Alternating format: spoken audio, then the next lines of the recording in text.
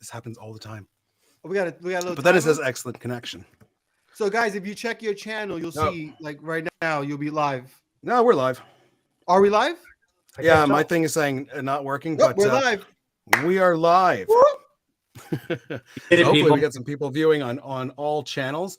Welcome back, guys, to the Drinking Buddies with myself, Rob from Rob's Home Bar. We got David, Booze on the Rocks. We've got Joel through the Mixing Glass and Vino from 60 Second Cocktails.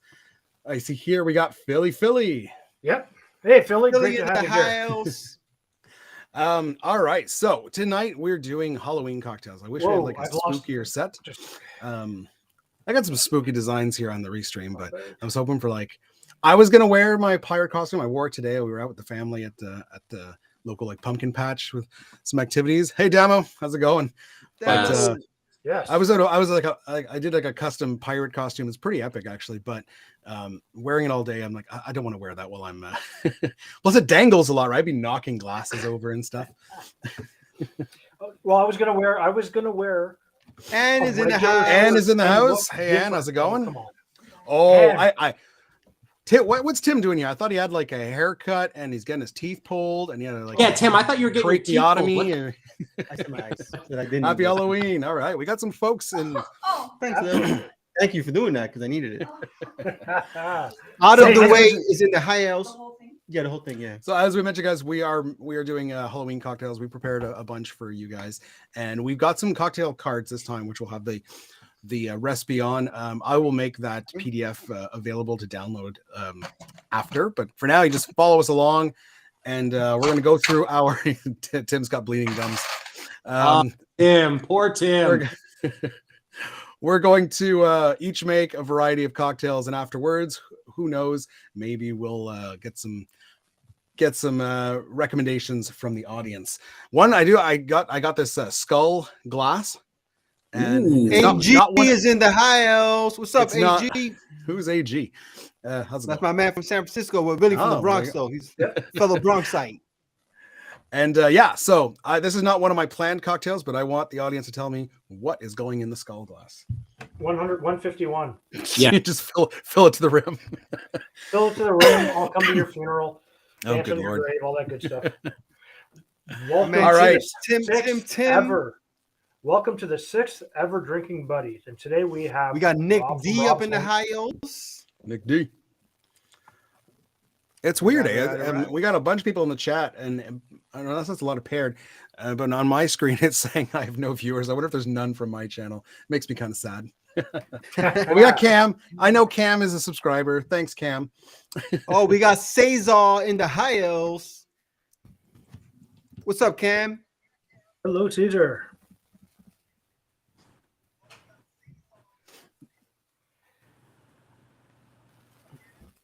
So let's actually do our introduction. So for everybody that's here. Yeah, we should definitely do that. Didn't we do that though? No, you didn't. Vino kept talking over everybody. So Thanks, Dave. You're welcome, Vino. This is our 6th ever Drinking Buddies live stream with myself, David Edwards, Rob from Rob's Home Bar, Vino from 60 Second Cocktails, and I got it right this time, Vino. And today we have Joel from Through the Mixing Glass as our special invitee guest. Joel, thank you for coming. Everybody else? Yeah. Thank you. Thank you so much for having me. I've been a fan of all your channels for a while now, so it's an honor to be on the Drinking Buddies with you guys. Yeah, and guys, if you're following us for a while, make sure you go over to Joel's channel Through the Mixing Glass. Give him a subscribe. We're happy to have him here. And who wants to jump right in? Who's going with the first drink? Well, I think I want to just make sure we acknowledge everybody else. Peter is in the house. I mean, yes. Peter is in the house. Is Peter here? Yes, Peter. Guys, it's like 3 a.m. for Peter. So, and this guy shows we all the gotta drinking buddies. Peter. Well, Damo is pretty close too. Yeah, Damo. Yeah, what time is it for you, Damo? I guess you're pretty much across the world too. But Peter is just the trooper, man. He's always here. Yep, absolutely.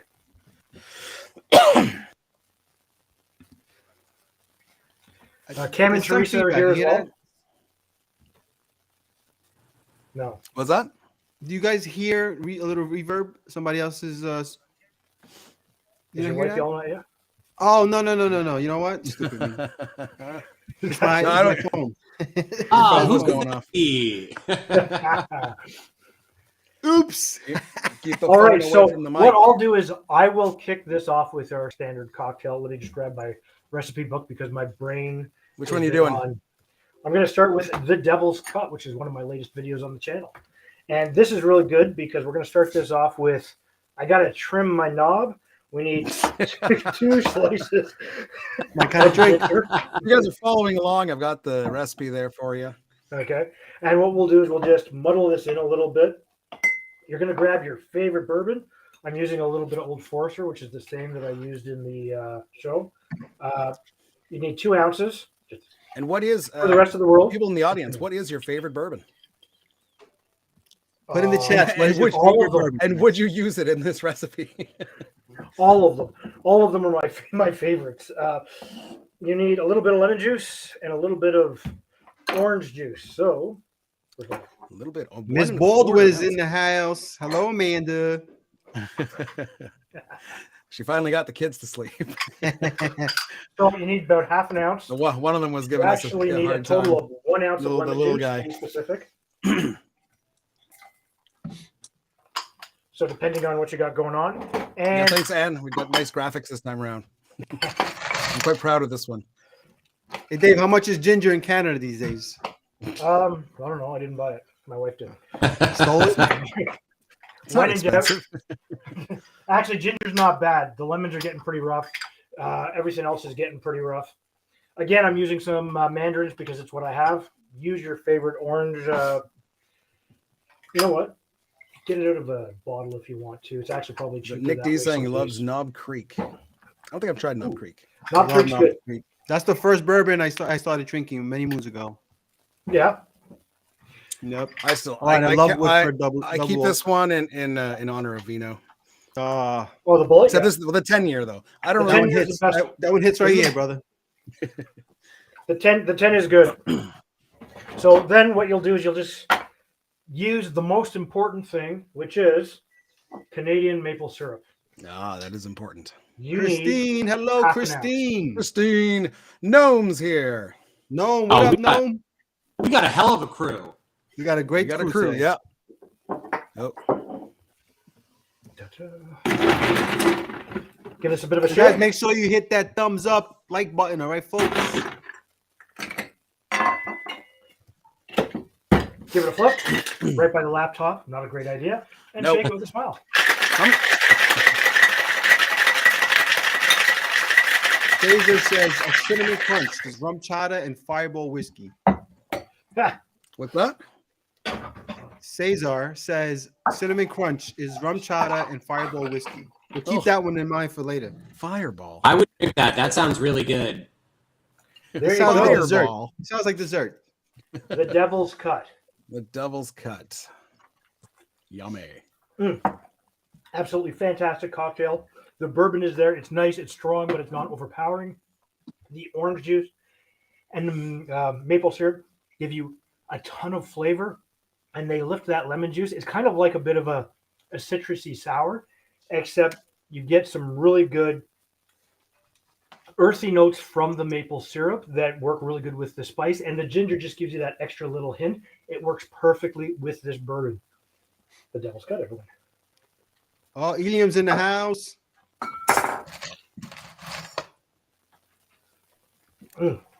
Good crew. Love it. I think we gotta get the new guy to make his drink now. Let's go. Come on, Joel. Joel, the Avengers is here.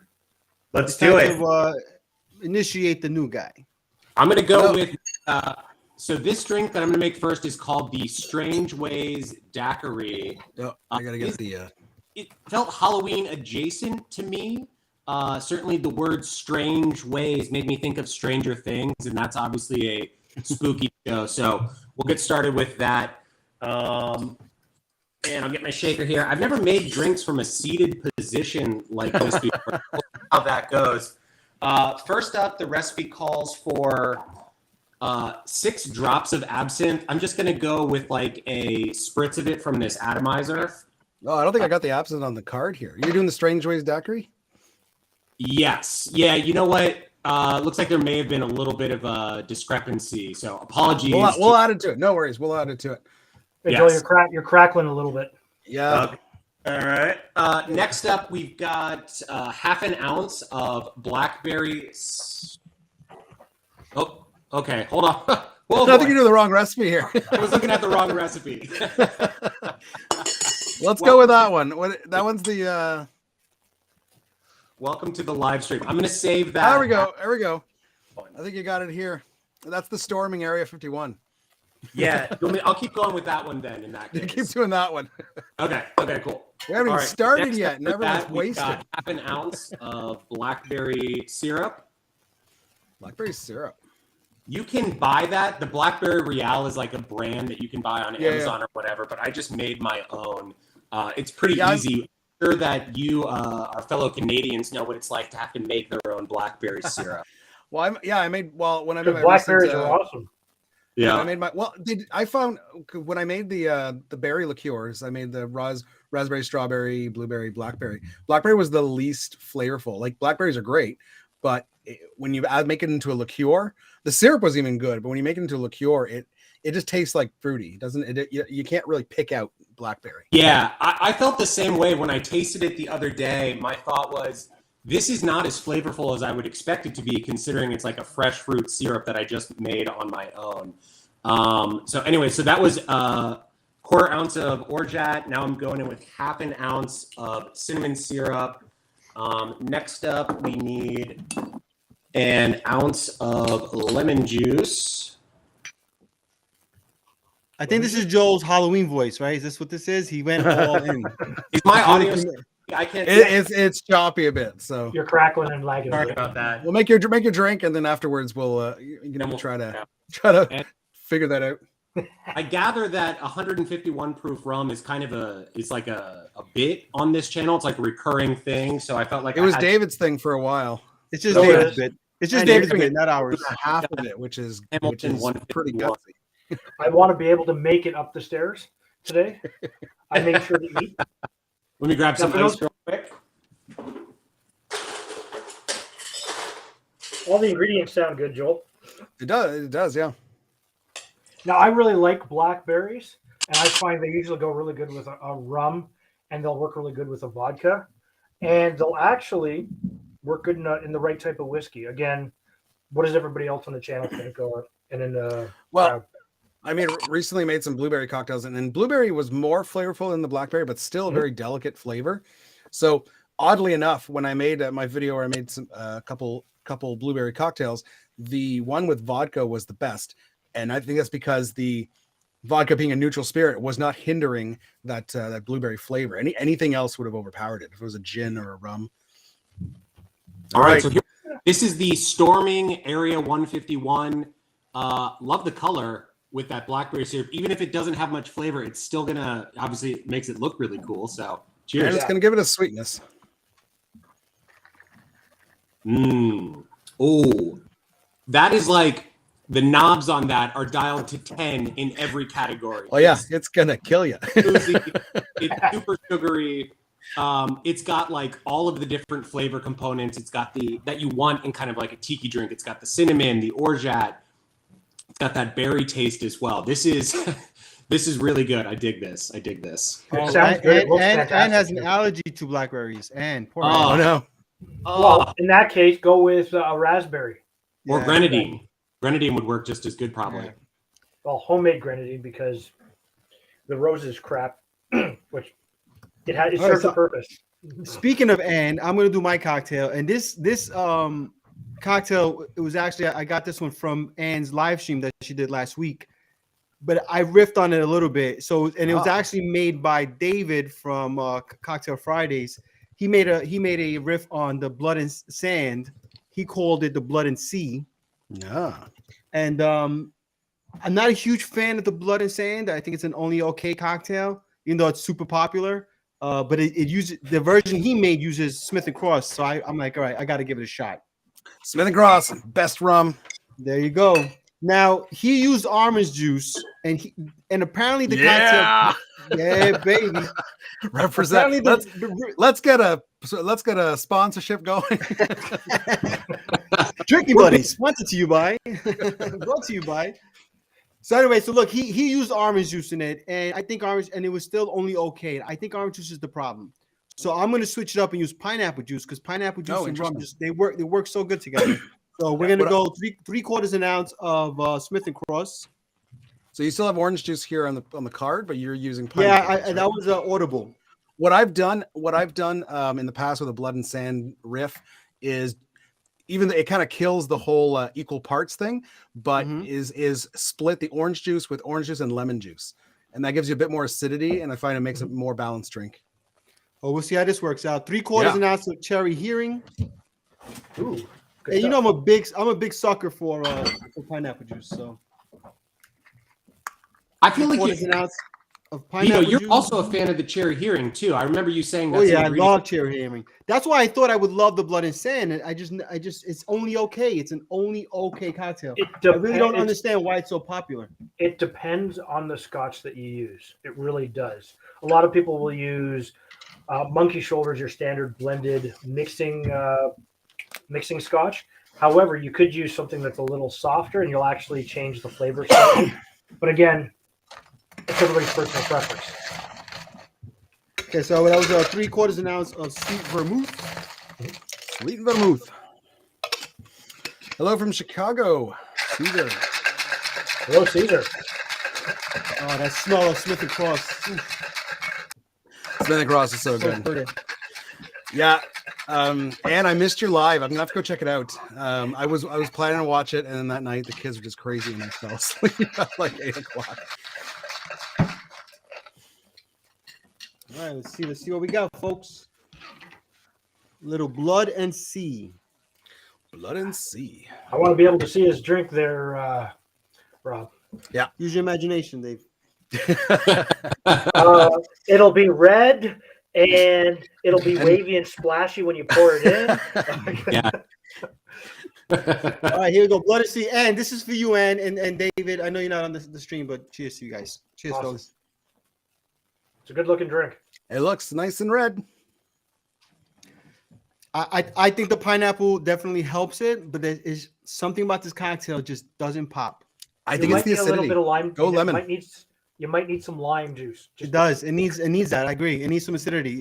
That's why I do equal parts of everything, but the orange portion I do half orange, half lemon. So I bump it up to instead of 3/4 ounce of everything, I do 1 ounce of everything, and then the orange I'll do half ounce orange, half ounce lemon. So we can do the split. Yeah. Yeah. So look, it's not a bad cocktail. Trying to split 3/4. It's fine. It's 6.5, 7 out of 10 maybe. I mean, it could be better. Blood and Sand is one of the first different cocktails that I ever made myself. Like what I mean by different is like not the mainstream cocktails, like an old fashioned Manhattan. But it's the first one I kind of ventured off, and I've always really liked it. I get what you mean that it's not super balanced. But it's I've always enjoyed it. It seems like it's one of those cocktails, no margin for error. Like you have to use fresh juice. You have to use the best possible ingredients for it because it's so finicky that if you get something a little bit wrong, it's just not going to work. But I find, even I think the original reason it's called Blood and Sand is I think they were using, I could be wrong on this, but I think they were using blood oranges, and I find blood oranges are too sweet for it. They're even less acidic than the regular oranges. Is that right? I think it was the Desin, right? And where did he say it was created? I think the Desin or whatever it is in California. Tim, blood oranges, they're usually in season January, February. So look in your grocery stores this coming January, you might find them. Through April. Because I remember the 2020 when I started the channel in 2020, I was doing a blood and sand around Halloween, and I wanted blood oranges, nowhere to be found. Were you able to find the sand at least? Had to go to the beach. It's cold here. But what are you talking about? PJ's in the house. PJ. Yeah, he was just in Canada. Look at that. What up, PJ? Flying from Canada. We're in Canada. As a matter of fact. I think the plane is lost. Where in Canada? Where were you? Roberto? He was in Toronto, actually. In Toronto. That's where he was? Yeah, I believe so. Hey guys, Roberto. I'm having some issues, so bear with me. So let me get my card going. So I'm going to do a riff that I came up with last year, and it's basically, well, I just passed it here on the cards. Oh, is it not there? Why is it not there? Con. Because you didn't put it in, you were thinking about everybody else. I was thinking of everyone else. No, maybe just not in order. Oh my God, it's not there. Ghost Story. 1 ounce of bourbon. Okay, so it's the Dark and Bloody. So it's a riff off of the Dark and Stormy. So we're basically going to build it. We're going to use rum, but I'm going to use a mix of Smith and Cross, of course, and spiced rum to give it a bit of spice. We're going to do a little bit of cinnamon syrup, and then instead of ginger beer, we're going to use strawberry soda. And that gives it that bloody look. Oh, nice. That sounds good. Building is directly in a Collins glass. So let me just fill that with some ice. Yeah, real quickly, guys. Hey, AG, for that Ghost Story recipe, AG, did you mean a quarter ounce of Nonio? Just verify that. That actually looks like a pretty good cocktail. Yep. Yeah, AG, just verify that it's a quarter ounce of Nonio. No, that sounds like Nocino, the walnut liqueur. Yeah, there's Nonino is an Amaro, but then there's Nocino. No, I know what that is. I don't have Nocino. I just wanted to make sure. All right. Okay. I wonder if I could just use amaretto instead. I mean, just to get the nutty flavor. Yeah, I'm sure You could, it's a but lot different. no, but It's gonna sweeter. taste different. I know. Oh wait, It'll be it's different. hazelnut. Is Nocino hazelnut? You said? No, it's walnut. It's walnut. Walnut. Yeah. You could do It's a a Frangelico, which is. I have which is Frangelico. hazelnut. I might just try that. That sounds really Yeah, but that's good. cream though. I don't think Nocino No, it's is not. cream. No, Is it No, cream? no, Frangelico's not cream. It's not No, cream. it's not. No. Nope. Oh, I It's a always nice- get that confused with that Amarula thing. That's Amarula and Yeah. rum chata and Bailey's. I don't like those. Okay, so we got a glass full of ice. We're going to do an ounce of good old Smith and Cross. Smith and Cross, everybody. Let's get that, bro. Let's get that sponsorship. Hold up your Brought bottle. to you by. Yo, guys, what if the Smith and Cross company said we want to sponsor all 4 of you, but you That'd have be to split it fantastic. 4 ways? Would you guys be down? I'd be down. Hell yeah. Yeah. They It's I more don't than want nothing, to right? split a bottle 4 ways. I'll split the money 4 ways. Yeah, they can send us a case and we'll split the case 4 ways. That we could do. Yes. Dave, have you used it yet? Have you cracked it open yet? You see, I still have this bottle here that needs to be opened. I was very, very lucky. I haven't been able to get one of these yet. Rob got his hand on a couple of these and sent me one. Rob, thank you very much. You're very welcome. And I'm I told him waiting what for drink to make first. Well, I need But you should to just try it. Put it in a Glencairn and try it out like that. Okay, so we did an ounce of Smith and Cross. We did an ounce of spiced rum. The spiced rum I used is Shipwreck. I was able to get my hands on Shipwreck spiced rum. Oh, nice. And now we're going to do a quarter ounce, just a quarter. I don't like things too sweet. It's a quarter ounce of cinnamon syrup. That's going to give a little more spice. We're going to do half an ounce. Oh, almost spilled my syrup. Half an ounce of lime. And then I was going to get the bloody. I've got here a crush. We're able to find crushed strawberry soda. Last time I used the Jarritos strawberry. As long as it's red, it's going to look good. Hey, Eliam, how come next year you can try Smith and Cross? Is it being imported to Colombia next year? It's gonna be a game changer for you, my friend. That stuff is the bomb. All right. Ooh. You got a nice Halloween-y straw here. Ooh, we go. okay. Pretty. Garnish with a lime. Absolutely. And here it is. Dark and bloody. Cheers. But how does it taste? It's right off the bat. If you're using Smith and Cross, that's the first flavor you get, and it's fantastic. After that, you get all the spices from the spice rum and the cinnamon, and then it's just the refreshing strawberry. I mean, I do like Dark and Stormies for the spicy ginger beer. So that, I wish I had like a strawberry ginger soda. That'd be pretty fantastic. But either way, Awesome. this is a great one. Sounds Now good. you put ginger syrup in there, right? Do you get any of that, or is it just kind of? No, I put cinnamon syrup. Oh, cinnamon. My bad. my Yeah, bad. not ginger. So it sounds good. You know what? Hey I've tried. guys, so Eliam's moving to Canada. Awesome. Oh, You picked He's the gonna right be place there to for go. half a year, and then he's gonna move to Europe. Wow, nice. You Well, the can only make place you can get Smith and Cross in Canada seems to be Alberta. Alberta. Luckily, they can ship it. So- You guys ever discuss You flat Earth? you guys up for a little flat earthing? All right, let's do it. Let's discuss some flat Earth. So I'm on first like off, cocktail number 6 for the day, so hell yeah, let's talk flat. all right. So who's on team this and who's on team this? When you go up high enough, it looks round. That's all that matters. All right, Dave, your turn now, brother. You're in your rotation. But I haven't finished my drink. Oh, I'll put that right here. I'll put I that know. off to the side. Vino, do we have any trivia? Take your Yeah, time, folks. Take your time. Oh, let me actually. Oh, I do. I have some Halloween. Oh trivia, yeah. so- Okay. Yes, I was gonna say, perfect. are you letting us down with trivia? Okay, what was the original name of the Halloween called? Guys, do we have ourselves a little troll here? Do we? Yeah, that's what I'm wondering too. Oh yeah, you do, brother. Offering 3-bit Bitcoin, eh? For Hey. one globe proof? Okay, so my first question while Vino's trying to learn how to read his cue cards or get them in order. Where does Halloween come from? What is Ooh. Like the word or the tradition? the tradition? It's like a pagan ritual, right? Hey, Sean. Hey, Sean, how's Okay, it going? so we have Ilya says All Hell's Eve. I'm not trolling. He's not trolling. He likes it. Well, cheers to you. I always need help. Mentally, physically, all of the above. Transylvania. Yeah. Wait, So- what's going on right now? Did Dave take my quiz show? Well, Yeah, no, you I stole was the joke. while you were waiting. I asked a question. And All right, so I've look. had, Did anyone answer it?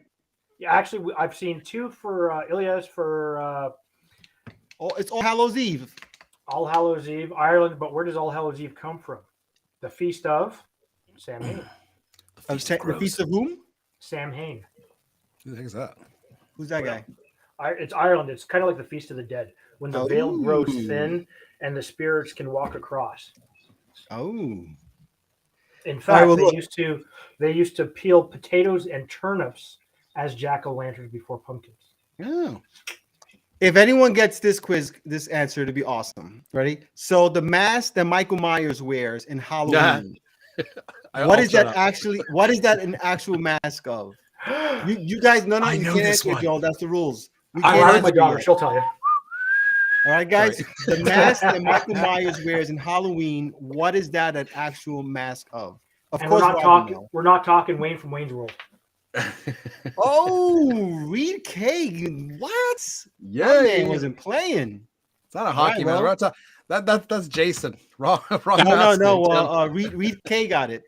Yeah, it is in fact a mask of William Shatner, and apparently the story goes that they made that mask for it was for, I think it was for Star Trek. It was a stunt they were going to do, which obviously William Shatner couldn't do. So they made a mask of his face that a stuntman could wear while performing the stunt.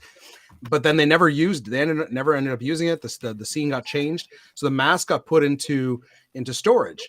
And then when they were making the Halloween movie years later, they were looking for a random mask for their villain.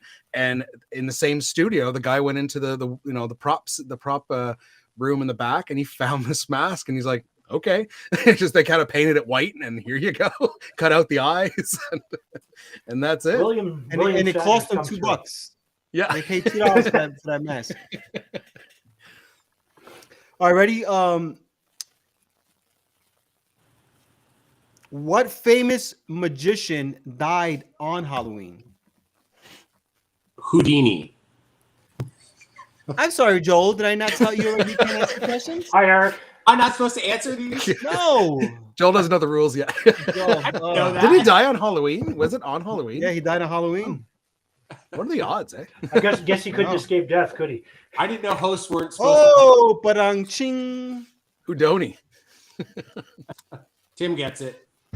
Yep. Yeah, Tim gets it. got it. Right. Right, Oh, here's- PJ got it as well. What is the most commercially successful horror movie of all time?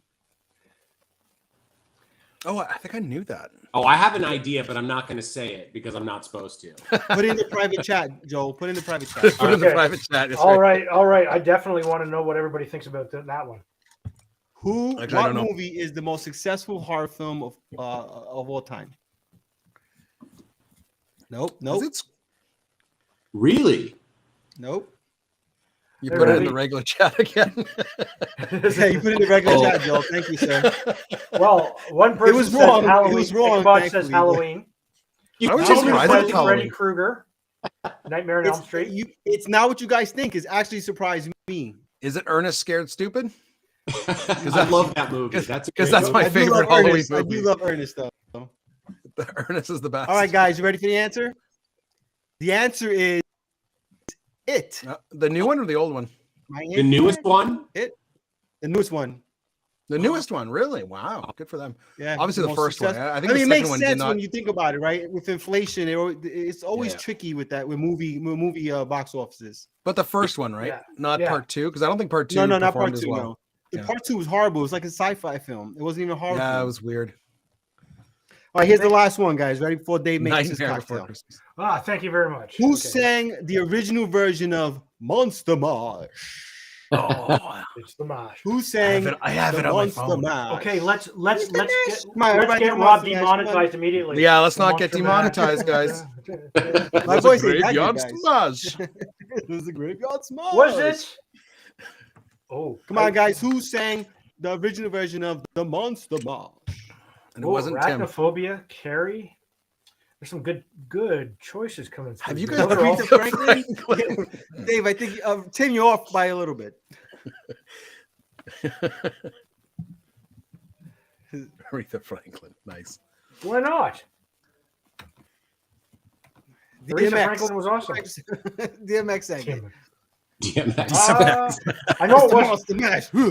I want to say Boris Karloff because I love his voice. Yeah, he's awesome, but no, it wasn't him. Is Well, it Oh, my man, AG up in the Yep. piece. Bobby Boris Pickett? He gets That's it. it, man. Bobby It was Boris. the I knew I could count on the The fellow Monster Bronx Mash. like to nail that one for me. Okay, Dave, your turn. here's my contribution to the trivia game. Who sang Okay. the original version of Werewolf Bar Mitzvah? I don't even know what that is. It's from 30 Rock. Did you guys ever watch the show 30 Rock? Can't say that I. No, Well, it's not a yeah, show I it's- watched actually. Well, never mind. Yeah, Joe, try not contributing to something that's not yours next Yeah, time. I'm okay? done. No more trivia. Everyone jumping in with the Bobby Pickett. New kids on the block. Oh, Tam, yeah, no, yeah, Correct AG got it. answers Now all of a sudden, only, Tim. everybody knows the answer. I think the pain meds are still messing with Tim because he had his teeth removed. He's got bleeding. Oh. Adam Sandler would be a good answer, though, because he would do something. He would sing that. Well, why wouldn't he? Right. He's Mhm. awesome. All right, Oh. Dave, your turn, Dave. All right. My laptop's going nuts. So if you guys see me fiddling, it's the laptop's having a problem. It's spasming, but that's what are you okay. making now? Today I'm gonna do a Okay. throwback to last year and make a jack-o'-lantern. The jack-o'-lantern. Mm. Now this is a cognac-based cocktail. So I'm going to use a little bit of not that. I'm going to Not use that. A little bit of not that. I'm going to use a little bit of Moo Cow cognac. I'm going to use an ounce and a half while I knock everything over, just like Did you say normal. Moo Cow cognac? Yes, Moo Cow. It's actually quite good. It's Is got. that the guys that you buy, the Canadian company? I don't know, but I love Show me the bottle. I want to see that bottle. The bottle is awesome. Is it Like literally it's- called Moo Cow? Yeah, MEUKOW. It's a VS Okay, so not cognac. MOOCOW. Not like a cow. like Moo Moo Cow. You also need an orange liqueur. So at which point I'm going to use a little bit of Pierre Ferrand. You need a That half is the best an ounce. stuff. Well, Grand Depending- Marnier is the best stuff, but Well, depending on Ferrand's what you're pretty using good. it for, right? You like Grand Marnier better than Pierre Ferrand? I do. Yeah, it depends. It depends on what you're using it for, right? Okay. It is a lot more expensive, so I try not to use it in all the cocktails. But like when I make a margarita, the best margarita is a good Reposado tequila, Grand Marnier lime juice. Don't even need a I'm with- sweetener. That's I'm with all Rob. you need. Grand That's Marnier not- is unbelievable. I drink it by It's itself. Cadillac. Yes. Okay, Out of the so way, Chris gets it. Milk cognac. all right, so you also need an ounce of orange juice. An ounce is 30 mils. For those of you everywhere else in the world. You know, Yeah, I don't know why, but here in Canada, we're metric all the way. But for some reason, with cocktails, I stick to ounces. I don't like milliliters. Just screw me over. Well, I had somebody literally tell me recently, because when I always describe my cocktails, and I'll say, a quarter of an ounce and half is 15 mils. Sorry, half an ounce is 15 mils, but a quarter of an ounce is 7.5 mils. So somebody said, why are you giving me the exact half mils? It's not like you can actually measure that. You can't. And truthfully, you can't. I just like to be accurate, or as accurate as I can, because I make mistakes in everything else I do. So cocktails. AG has a bad joke. He wants to tell you. Hit us with the bad joke, AG. Hit us with the bad joke.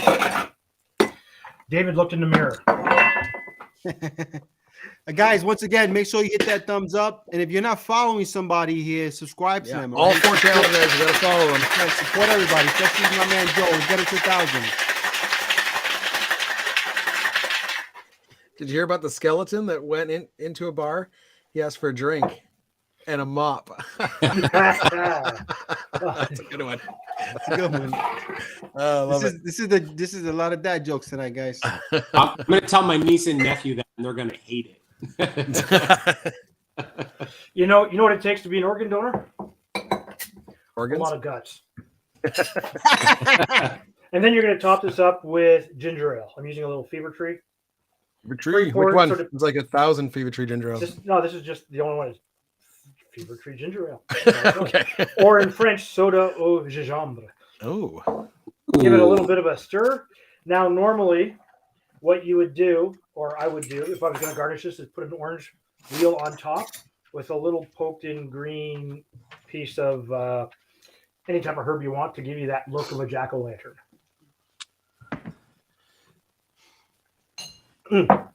Really good. It's not strong and spicy like you would have with the previous cocktail that I did. This is light. It's easy to drink. You get a little bit of ginger from the ginger ale. You get that effervescence. The cocktail and the Pierre Ferrand work really, really well together. And the orange just gives you exactly what you need for that little bit of sweetness to balance everything out. Absolutely fantastic. It's another one of those great cocktails. Sounds good. Hey, Sounds lovely. PJ, we'll see you in a bit, brother. We should hopefully still be on. We'll see. Thanks for stopping by, PJ. Hey, PJ. What is going on? Who else got a good dad joke in the comments? Give us a nice joke, guys. It's Halloween. Trick or treat. Give us a trick. How did the skeleton know it was going to rain on Halloween? He felt it in his bones. Oh, boy. That's bad. That's bad. Why is this not working? No, I'm done. You still making a drink? No, he's done. He finished. He drank done. it. You were paying attention. We were too enthralled with this. I'll be in the comment section. I'm paying attention to our people. Yeah. I'm a man of the people, brother. I can't even read my comment structure because my laptop has gone absolutely. Oh, we got Dearth. Is it how do you say that name? What did the snowman pull down his pants? Oh, gosh. Because the earth was flat. Waiting for the answer. Why did Mama Volcano say to the baby volcano? Okay, well, we can't have 2 jokes going simultaneously. I feel better about my skeleton joke now. Yours was actually pretty good, AG. Yeah, I'm just waiting for the punchline here. He heard the snow blowing. But isn't that more of are there any kids watching this show? That's more of a Christmas dirty joke. Well, Daniel's got it right. Love you. We got Mama Volcano said to baby volcano, I love you. Aww. David, what was the verdict on your drink there? Was that any good? It's actually really good. It's very easy to drink. It's not spicy. There's a little bit of deep inside the rabbit hole. But the cognac and the Pierre Ferrand, the orange curacao, work really well with the orange juice and a little bit of effervescence. Absolutely fantastic. Great, easy to drink. You could knock a bunch of these back and then fall over. Nice. Sounds good. Brought to you by Dave. Who gives Dracula the most candy on Halloween? His fan club. I don't even get a laugh out of that one. Not even a chuckle. Come on. You might want to get like a noise machine. I feel like you got the you got the appropriate response. Hey Joel, your turn, brother. What are you making? Let's awesome. that one that I started to make. Will that actually stay Yeah. stay on? Actually, I'm trying to do stuff and I can't see. All right, I can now see my So I'm gonna do that. It was the daiquiri, the Strange Ways daiquiri. Yeah. Okay, where do I put this? Wherever you want. Just I mean, it's Ways. right. 'Cause I just finished that last one, so this is stick it on perfect. top of here. I can't Yeah. because She it'll just shut the called screen it down. Stranger Things daiquiri. Yeah, the Stranger Things daiquiri. That would be a better. Yeah, I can see now.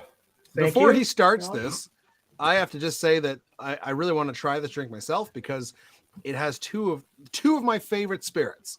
It's got an Islay Scotch, and it's got a pot still rum, namely Smith and Cross. Okay, Caesar, out of the way. Yeah, this one seems like it would be right up your alley, Rob. Oh my god! So Like, that seriously. was dashes of Angostura, pre-measured about a bar spoon of allspice dram, pimento dram, whatever you want to call it.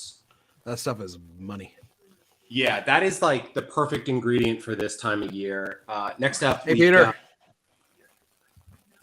we got 3/4 of an ounce of lime. The only thing I think here, and once you're finished, let me know your thoughts, but I feel like that's a little too much syrup. Yeah, I'm wondering about that too. It I seems definitely like think so. maybe whoever created it was trying to go for like an equal parts type thing. Yeah. Yep. They were trying to do, they would, you know, with No, Graham, absolutely. too many cocktails try to do that whole, It does, find a word. No, it's not last word kind of, Yeah. But the structure. thing about the last word is it doesn't have a syrup. That's No, the thing. it's hard to- Exactly. That's what makes it different. You Yeah, can't just it's assume hard to works. do an equal parts cocktail when one of them is a pure syrup Absolutely. because that's going to be way too sweet. A No, liqueur absolutely. is more balanced because it's alcohol and sugar. See, I would be concerned about that too, but except we are putting in just straight lime juice that would theoretically balance out the syrup, So it could still work out. We'll see. It could still work. We'll see how it works. Hmm. You also have an ounce of almost 2 ounces of spirit. And I think there. the allspice dram is gonna. It might not balance Well- out the sweetness, but it's gonna have some bold. The flavor. It's going to give allspice- us some bold flavors.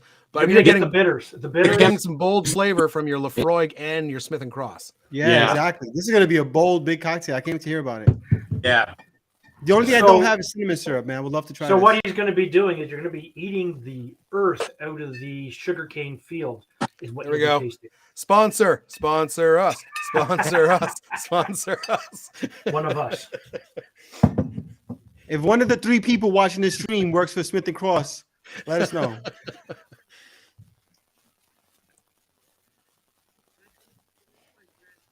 Wait, we got a joke from Cesar here. Yeah. What is it? What did the vampire say to the teacher?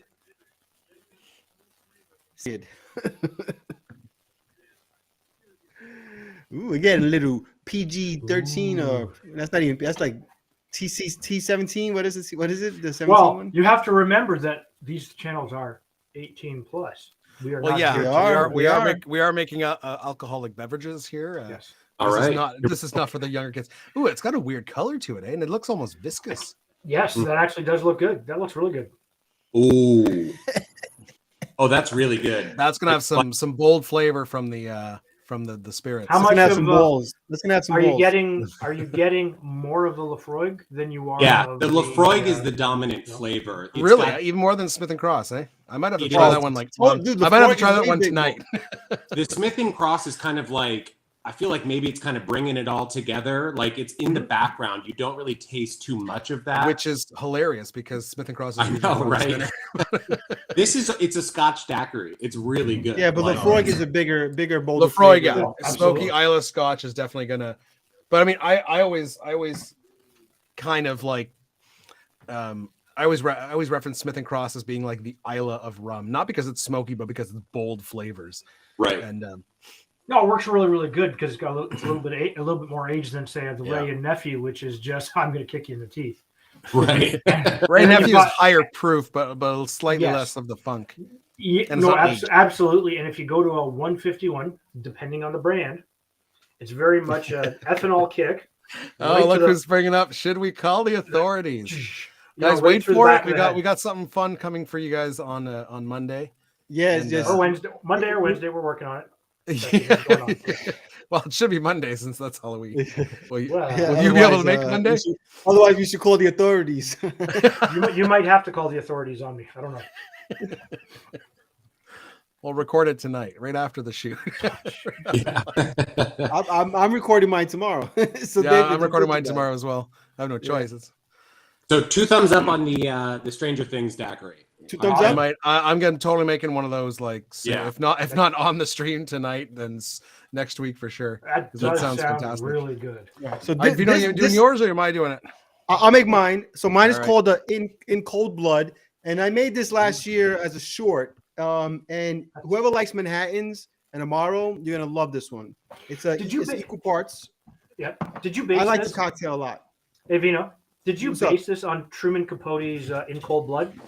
No. This is just based on how good the ingredients taste together. Okay. No, I was just curious what you used for your inspiration besides a little bit of this and a little bit of that. No. So it's an ounce of rye, preferably a high proof rye. So I like to use Rittenhouse. It's my favorite mix. Rittenhouse is rye. good. Yeah. I have Rittenhouse. I'm almost done the bottle. It's hard to go for in Canada because there's so much Canadian rye. Oh, yeah. And the American you ryes, have a lot of good options out there. Yeah, and there's a lot of good. And the American ryes, they're good, but they're just so much more expensive because they're an ounce of Chinar. Okay. Would you offer up a substitution there? I have Chinar for anyone who Thanks for doesn't stopping by, Damo. An ounce of Damo. sweet vermouth. I'm using Carpano. So in other words, just use Chinar like he said. He's not giving you an option. Do not. But would you, if in doubt and you can't get Chinar, would you maybe use say an Amaro Montenegro? Yeah, I would probably use. Yeah, I mean, just try any Amaro. I think Montenegro would be the closest to Chinar. That would be the closest one, but just have fun with your drinks, guys. Don't think. The thing about Amaros that I found is they're fairly interchangeable, but it will change the flavor. It won't kill the drink. It won't kill the drink, but it will change the flavor. No, absolutely. Like, and I'm talking specifically about like the dark Amaros, not like Campari or Aperol, which is technically an Amaro, but I'm talking like the categories of like dark, the sweet and bitter, bittersweet Amaros. I read that. That's really funny. This is a Tim kind of drink. I know he loves his Manhattans and Amaros and stuff, so he'll love. Well, to make that a Tim drink, you have to put vodka in it and prune juice. I'm telling you, one day we're gonna do the Tim cocktail. It's gonna be like vodka and prune juice and a little bit of lemon to balance it out. You can express orange peel if you want, but I don't have one. So cheers, folks. Cheers. Yeah, my next one's gonna be that's so good. That's so delicious, guys. I love it. Love it. Cold blood. He said. You get some of that bitterness too from the Chinar, which I think is important in this cocktail. And the rye, because it is a high proof rye, does help balance like the sweetness you're getting from both of the other liqueurs. Really good stuff. That does actually sound really good. A little bit earthy, a little bit spicy. Yeah, really good. Love it. Hey, Rob and David, would you say that rye whiskey is like one of the spirits up in Canada where you have maybe a better selection than we would here in the States? It's hard to say.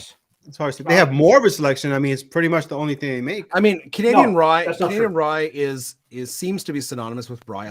Like the majority, I would say, of the commercially available Canadian whiskeys are to a certain percentage mainly rye.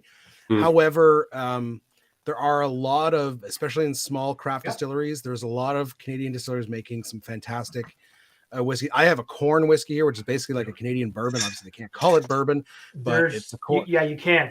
Right up near where Rob lives, it's a little distillery called North of Seven.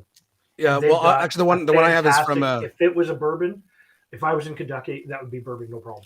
And no, the one I have is actually it's called Last Straw, and they're in Vaughan, Ontario. They're still in Ontario. They're a little I have a cask strength corn whiskey, and it is absolutely fantastic. And there's also some Canadian single malts, so they're making basically Scotch. Yeah. Okay. So there's a variety, but those are mainly being done by the craft distillers. Whereas the main, when you go to a liquor store, the main thing you're going to get if you're looking at Canadian whiskey is going to be rye. There's a lot of rye whiskey that's really good. It's predominantly a sweeter whiskey with a little bit of spice, but again, it's easier to grow rye up here than it is a lot of other. That's probably the reason.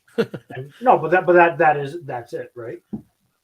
Hey, Yeah, Cesar, if you like last word riffs, try a Última Palabra. That is a dope ass mezcal riff. what was the one with the mezcal? There was one that I did. That I don't know, you did or I did. Someone did recently. That was Yeah, the Última Palabra. That one, the ultimate. It's the last word in Spanish, basically. Yeah. There's a Spanish I did last one that word. was mezcal, but it wasn't that name. I've done a couple recently. I just did a Mexican mezcal. Now Mexican zombie actually is what it was called.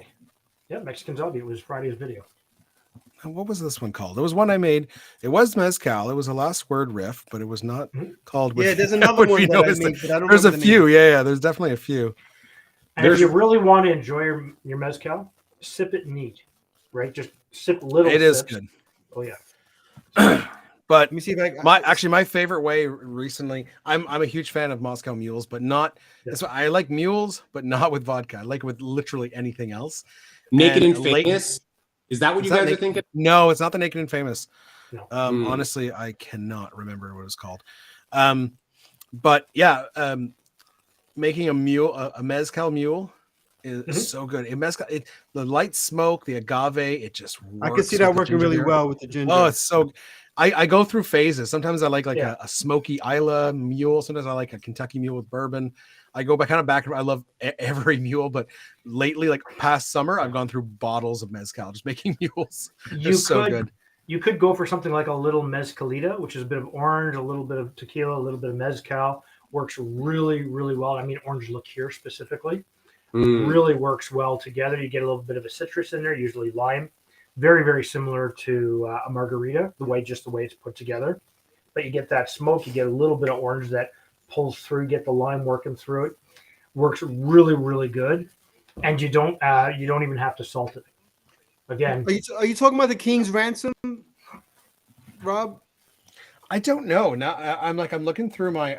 There was one. That was one. I mean, I just put a link in the chat to the mezcal. It wasn't called King's Ransom. It was a saying kind of like last word. It was some sort of like, but I don't. There's one that's really good. That's basically a penicillin riff, except it swaps the blended scotch for I think I found tequila, and then it swaps the smoky scotch that you do as the float on top with mezcal. That's a really good one too. I think the closing argument. Yeah, or something. Oh yes, that was one. That was the one I did. It's mezcal, green chartreuse, luxardo, and lime juice. Really, really good. Very good. Yeah. That's the one I did 2 weeks ago. Did you do that too? Hey Rob, did you ever do? I mean, it's not mezcal, but it's our. Brought to you by Smith and Cross. Have you ever had a wordsmith? No, I remember. That is I totally forgot. Good. Okay, dude. So Caesar just asked a quick question. If you're interested in following every single person on here, go specifically to their YouTube channel. Yeah, you got to go to our channels. We've got Rob. Absolutely. I'm Rob's Home Bar. We've got If you look at our next to our names, that's the channel. So yes, I'm from Rob's Home Bar. Vino is 60-second cocktails. Joel is Through the Mixing Glass. So if you go maybe over Rob, to those maybe channels, you can put our links, whatever, to our channels in the chat. I can do that. Absolutely. And that way you can take a look at everything everybody has done. You can subscribe. Make sure you hit that all notifications. That way, every time we put up notifications, you'll get that excellent and new content coming up. Right. And make sure you give everybody a thumbs up because all of that stuff helps. And watch the videos all the way to the end and give us some really good feedback. Things that you would change, things that you really like. Because that's important. We actually really enjoy interacting with you, the viewer. Right? And follow Anne. Anne, the home bartender with Anne. She's also one of she was in our live stream back in the summer. We did some tiki drinks, and Anne's all about the tiki drinks. So definitely, there's a whole community of YouTube bartenders, and everyone brings their own kind of style to it, and we love to collaborate as well. There's no bad blood, there's no competition. Everyone's just having a good time. Yeah. Iliam with a little bit of marketing for us. Thank you, Iliam. He said, "This dream wouldn't be the same without the unique taste and special character from Smith and Cross Pasta Rum." I like it. Yes. I like it. Smith and Cross, brought to you by. We would love to bring it to you. All right. I think I pray they sponsor us one day. That'll be amazing. Helium, you work because that was really good. That was really good. Well, he does social media for Kevin Koss. Oh, does he? Yeah, really? yeah. Oh, I didn't know that. Hey, could you use social media for me too? Because like I'm terrible at mine. Just look at you're not my terrible. Instagram. You know what you're doing. Well, no. All right. My Instagram. Okay, so I'm gonna go with my next one. So I'm doing the witch hunt. So this is one that I actually, if you follow me last year, I'll have to put a link. But last year I did a Halloween episode where I was making a cocktail while simultaneously being attacked by the Blair Witch or some other, and it was a fun production. But anyway, so this is called the Witch Hunt. It's a sipping cocktail. It's a stirred drink, so we're gonna build it directly in a rocks glass. Let me put up the card. Okay, so this one uses liqueur Strega. I'll put that up too. So it's an Italian herbal liqueur. It's virtually interchangeable with yellow chartreuse, which I also happen to have here. There are some differences though. It's slightly different, but I mean, you in a cocktail, I really doubt you would see a difference. Like, how noticeable is it? I've never tasted them side by side, but I have, and they're virtually the same. They're very close. I couldn't tell you without doing the taste test right now. It's really there are easy some to differences. get Strega, where Rob and I live, and it's very, very hard to get yellow chartreuse. Yeah, like, yellow chartreuse I had to go across borders to Quebec. The Strega I had to order it here. So Strega in I believe in Italian means witch. So that's why we're using it here for the witch hunt. Hey guys, in the comments, let us know, what is your favorite herbal liqueur? Is it green chartreuse, yellow chartreuse, Strega? What's the other one? Rob, the one you love that you said was your favorite mixer. Yes, Benedictine surprisingly, Benedictine. If you do a taste test between yellow chartreuse, Strega, and Benedictine, they're very similar. Benedictine is probably the one that's the most out. It's more kind of spicy, sweet. Yeah, I like it better than yellow. But you know what? The three of them are very close. That's why you're going to have the same flavors. Come on, Rob. Yeah.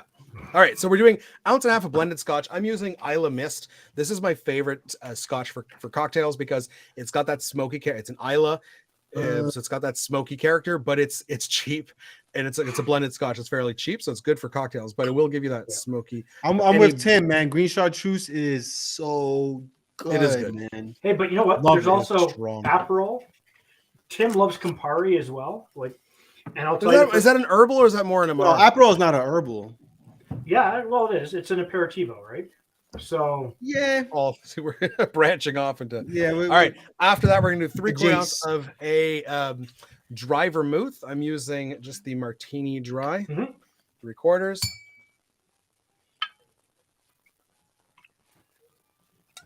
Do you like green chartreuse, Iliam? Do you think it's good? A broken shoe shiner. Oh, I never heard of it. Never heard. And then of it. 1/2 ounce of our liqueur Strega or yellow chartreuse, if that's all you got. Oh yeah. Hey, Reed K, do you have the specs on that cocktail? Reed, which one? That sounds pretty sweet. Benedictine, Pernod, and that's it. I don't see anything else. And like how much Pernod? Because that's basically absinthe, right? Yeah. I would just use absinthe. But how much? Because that stuff could overpower in a heartbeat. Do you guys do the same?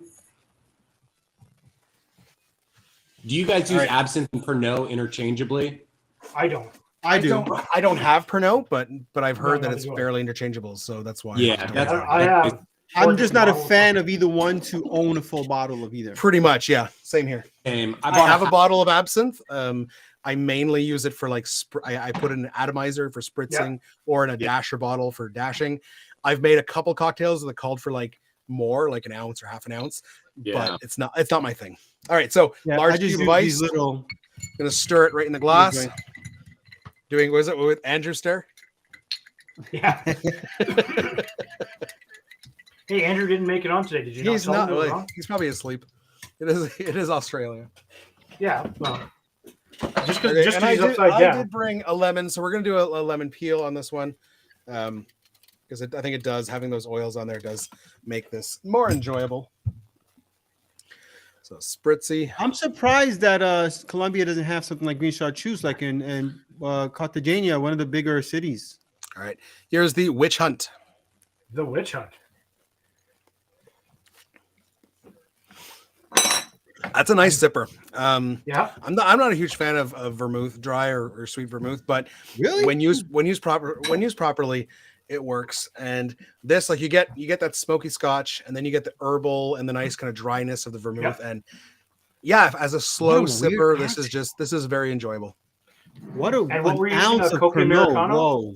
An ounce of Pernod. Ooh, yeah, Oof. no, not for me. actually, Tim would love Tim. would Oh, love that. it's another equal parts though. That's a When lot. I of was- stuff.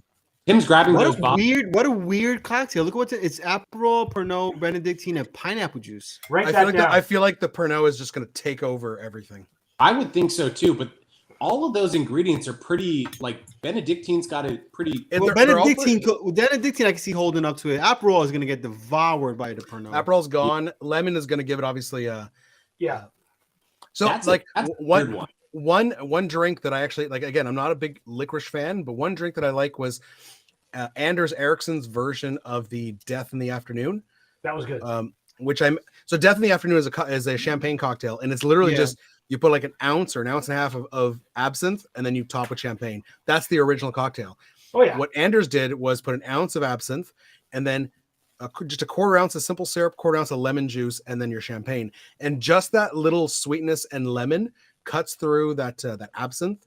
It's still very licoricey, but I didn't mind it. I made it at New Year's. I made a bunch of champagne cocktails, and it wasn't bad with that addition. That sounds like an improvement. I still don't know if that'd be something I'd go for in general. If you don't like licorice, it's just not going to be for you. Yeah, Oh, I don't like love Zambuca. I don't love champagne. I don't like Zambuca. Oh, I can't What stand is wrong Sambuca. with you? Remember, as a 19-year-old working in that backwoods hick country bar, and I worked in the kitchen, and I used to come up and serve when I was done cleaning. We used to serve flaming shots of Zambuca. Now I am saying back hick bar, right? Who would order them? Was it only like Greek people or like No. It was usually a bunch of guys that were younger, like myself. In that There's a sort of that reason. 20 to 25, and once you got past that, common sense seemed to kick in for everybody out that way. But it was because they were young and dumb and stupid. Ooh, and the said, Shirley Mason. I'm going to look that up. Shirley Mason apparently has a full 2 ounces of absinthe. Good Lord. Oh, pass? I like absinthe. Pass. but not that Hard much. pass on that one. I'm going to look Trivia it up. time. Vino, what do you got for us? All ready, guys? What Yep. was the Munsters? The Munsters. What was the Munsters Munsters? address? Who the heck are the I can Munsters? tell you that I loved that show. I love the Munsters, man. I love Yeah. the Munsters. What the? I remember exactly where that. Oh, that. Oh show yeah, was bro. I fantastic. mean, Dave, if you watch 2 episodes, you can never forget that. Oh yeah. What a I great even show. watched. I even They watched brought the it back movie where he recently. Did you built watch his. the remake? Did you watch it? Not the remake, but I remember watching the movie where he actually raced his car. I remember that. Yeah. The Go-Go Mobile. Where it went from first, second to a Go-Go. Oh, I love it. I love it, man. I love that show. All right, guys. What was the address of where did the Munsters live? What was their address? I don't know. Hey, Livio's in the house. What's up, Livio? Livio, Hey, how you Livio. doing? Livio knows his stuff. Long live Zambuca. So Iliam says that Sambuca is like water in Colombia.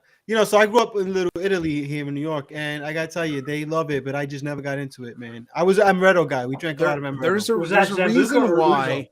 There's a reason why people discard the black jelly beans. Yes. Actually, I like them. That tells you how messed up I am. I like black jelly beans. Only psychopaths eat the black jelly beans. Yep. Livio's probably a big My Sambuca guy. Livio's a big Italian guy. My secret's out. Do you guys know Mike and Ike's? Is that a thing that you guys are? Yeah, familiar we have those in Yep, Canada. we have them. Yeah. I'll pass on those too. No, thank you. So I don't think I've Robert. ever had them. Oh, you're missing. You don't know what you're missing. What? Hey, I- Livio, I- what I- do you jelly think bean, about right? what do you think about Sambuca? Some of them are Livio? hot. Is there like? Oh no, those are hot tamales. Hot tamales. Oh, Yeah. There's All hot right, so look, no tamales. one knows the address. Okay. No, well, no, I don't even know what the Munsters are. What are the Munsters? Dave, tell us, Dave. You know it, Dave. Go for it. the address is 1313 Mockingbird Lane. Yes, my man, Dave. I I am used to so clueless. I have no idea what's happening. sneak in to watch TV on one of the few channels we could get, which was Channel 5. And it would play the Munsters. It would play Car 59, Where Are You? Which is the same actor who played Mr. That Munster. played Herman. Yeah, and I used to watch. Then after that, I used to watch Have Gun Will Travel. Oh my God! Oh yeah, this was fantastic. This was when it was that time frame where this channel was looking for anything that they could put on. It was black and white. It was cheap. It was fantastic. And to a kid like me at that time, way back when, who had to turn the dial to actually get your channels very quietly in the middle of the night, I will admit. It was absolutely awesome. Is this with the rabbit ears? Oh yeah, there was an antenna actually on the side of the house that, but every once in a while it would still get kind of wonky. And Don't you'd be like don't fiddling. move it! Don't move! No, it was the UHF channels, right? You'd have to. All right, guys, ready? Next question. What was the first horror movie to be nominated for an Academy Award? Ooh. And it actually received 10 nominations. Oh, I think I know which Did one it win? Did it win anything? It doesn't say if it won or not, but I know it got nominated. It probably did not win. Who knows? The favorite words "I'm fine," I think, are in that movie, if I'm correct. You guys, you can answer it. Oh, I know what it is. Let's give the audience a second. Joel. Okay. I don't actually. I just have a guess, but I think it's a good guess. God, this guy, who invited this guy? He's so eager. Jeez. Oh, this is actually really good. I'm really enjoying this one. I I made it last year. I haven't made it since, you know. Hey, Jaws is a good stick answer. with that. So is Rosemary's Baby. My wife is up in the house. Hello, lovely. Jaws was my guess too. I was going to guess Jaws. No, that Omen was or the horror. Shining. Those are all good movies. Do you consider Jaws? Like Jaws is not is it a horror movie? I think it counts. It's like, a thriller. I mean, know yeah, that. it's a thriller because I mean, it does get kind of spooky when it's like dun dun. But I mean, Yeah, there's no jump scares or anything. Yeah, like that. it's Rosemary's Baby. I tell you, it's a good one. I like it. The Shining, very good. Speaking of horror movies, who has seen the trailer? I'm not the biggest fan of horror movies, but this trailer kind of creeped me out.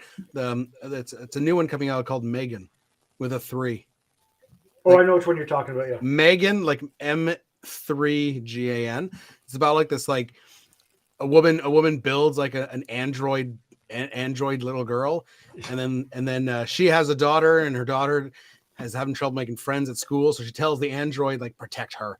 And you can assume that obviously protect her becomes like kill anyone who goes after her, and the doll goes absolutely insane. I don't know. I saw the trailer and I was like, this actually looks pretty cool. There's a couple of really interesting looking movies coming out. I'm a huge fan of movies, so. And you're right, guys. I would love to have all of these chats mixed. What's that? Aren't they all mixed? No, they're not. Apparently they're not. They're split up between channels. Yeah, I'm seeing. No, well, in mine I see. Yeah, we see it all because we're on the same stream together. Yeah, I'm in Rob's. Oh yeah, everyone. I guess that's Rob's annoying. I have no idea. Yeah. So anyway, guys, look. I'm The answer to the question is Reed K got it. It is The Exorcist. Yep. Oh, okay. Yes. I thought it was going to be his guess for The Shining. Have a 12-year-old just- girl spit up some pea soup and turn her head all the way around. 15. What? The whatever Selma Blair, whatever her name was, the girl that was in the movie was 15. Yeah, but she was playing a 12-year-old girl, wasn't she? No, I know. I just mean her age because she was nominated for Best Actress. Oh, Best okay. supporting actress. Something like that. I didn't know her age at the time, but The power I remember of watching that. That was Right, one of the Dave, few that movies sounds like made you a go. plea. I didn't know her age at the time. We're gonna edit that out. Funny we should say that on the Exorcist, death I know, day The Shining. of Jerry Lee Lewis. Oh no, is Jerry Lee Lewis the singer? He's dead, isn't he? Yeah, he died today. Really? What? Yeah, No, I thought he died like a number of years ago. This is the anniversary of his death. no, he died today. Let me Who look died that in a up. plane crash? Who died in a plane Who? crash? Jerry Lee Lewis? Is that what we're looking? Yeah. Jerry Lee Lewis. Oh, okay. Apparently, I'm not. The plane crash was Oh Buddy yeah, Holly. October 28th. Not yesterday, 2022. Oh yes, yesterday. It was Buddy Holly, the guy from La Bamba. What's his name? Richie Valens. And, oh, okay, yeah. And there was one other guy. There was three. I think there was three guys that died in that plane. There were three. I just can't remember who they were. Buddy Holly. Yeah, he just died, right? Jerry Lee Yeah. Lewis. Are you serious right now, bro? Me?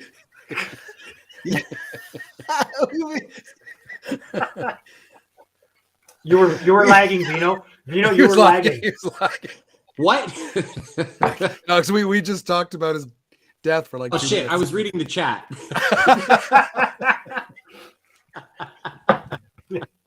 That's okay. That's okay.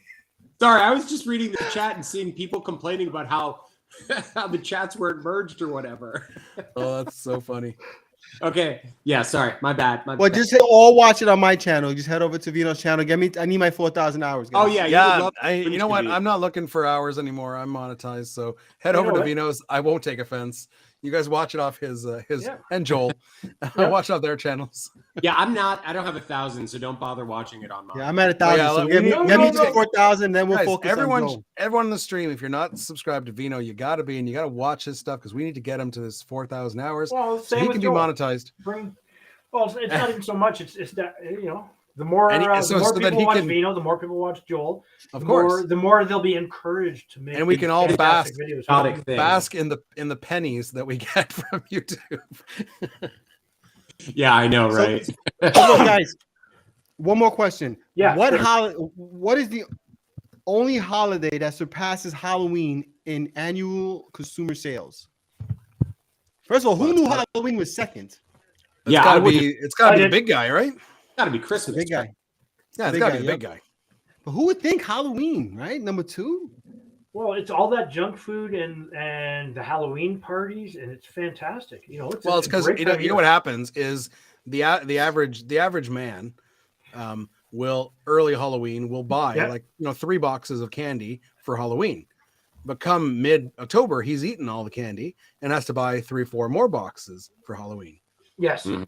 And then come now October 29th he realizes, crap, I ate it all again. Well, I you have know to buy what an it is? additional. It's the get more. boxes and boxes you buy to give out, and the boxes and boxes you buy for yourself. Of course. I don't know if they're You know doing this. what? Okay, Really you know. quick, Livio, we got to get you on the drinking buddies, my friend. Yeah, absolutely. Right? Yes. We'd love to have you on it. We're gonna hit you up on the DM on Instagram and let's talk about Yeah, it. We'd love absolutely. to have you I'm already on. getting. Also, I thought this what was going well, but I'm getting replaced live on. not tonight, Well, Joel. Not tonight. Don't We're worry. gonna not- be no, shutting you're not off being Joel employed. and adding someone else in a minute. Thank you, Joel. I mean, thank you, Livio. We do appreciate you being here, Joel. thanks for showing up. All right, last question, guys. What was candy corn originally called? Ugh. Horrible What was candy nugget. corn originally called? Terrible treat. I don't know the answer to that.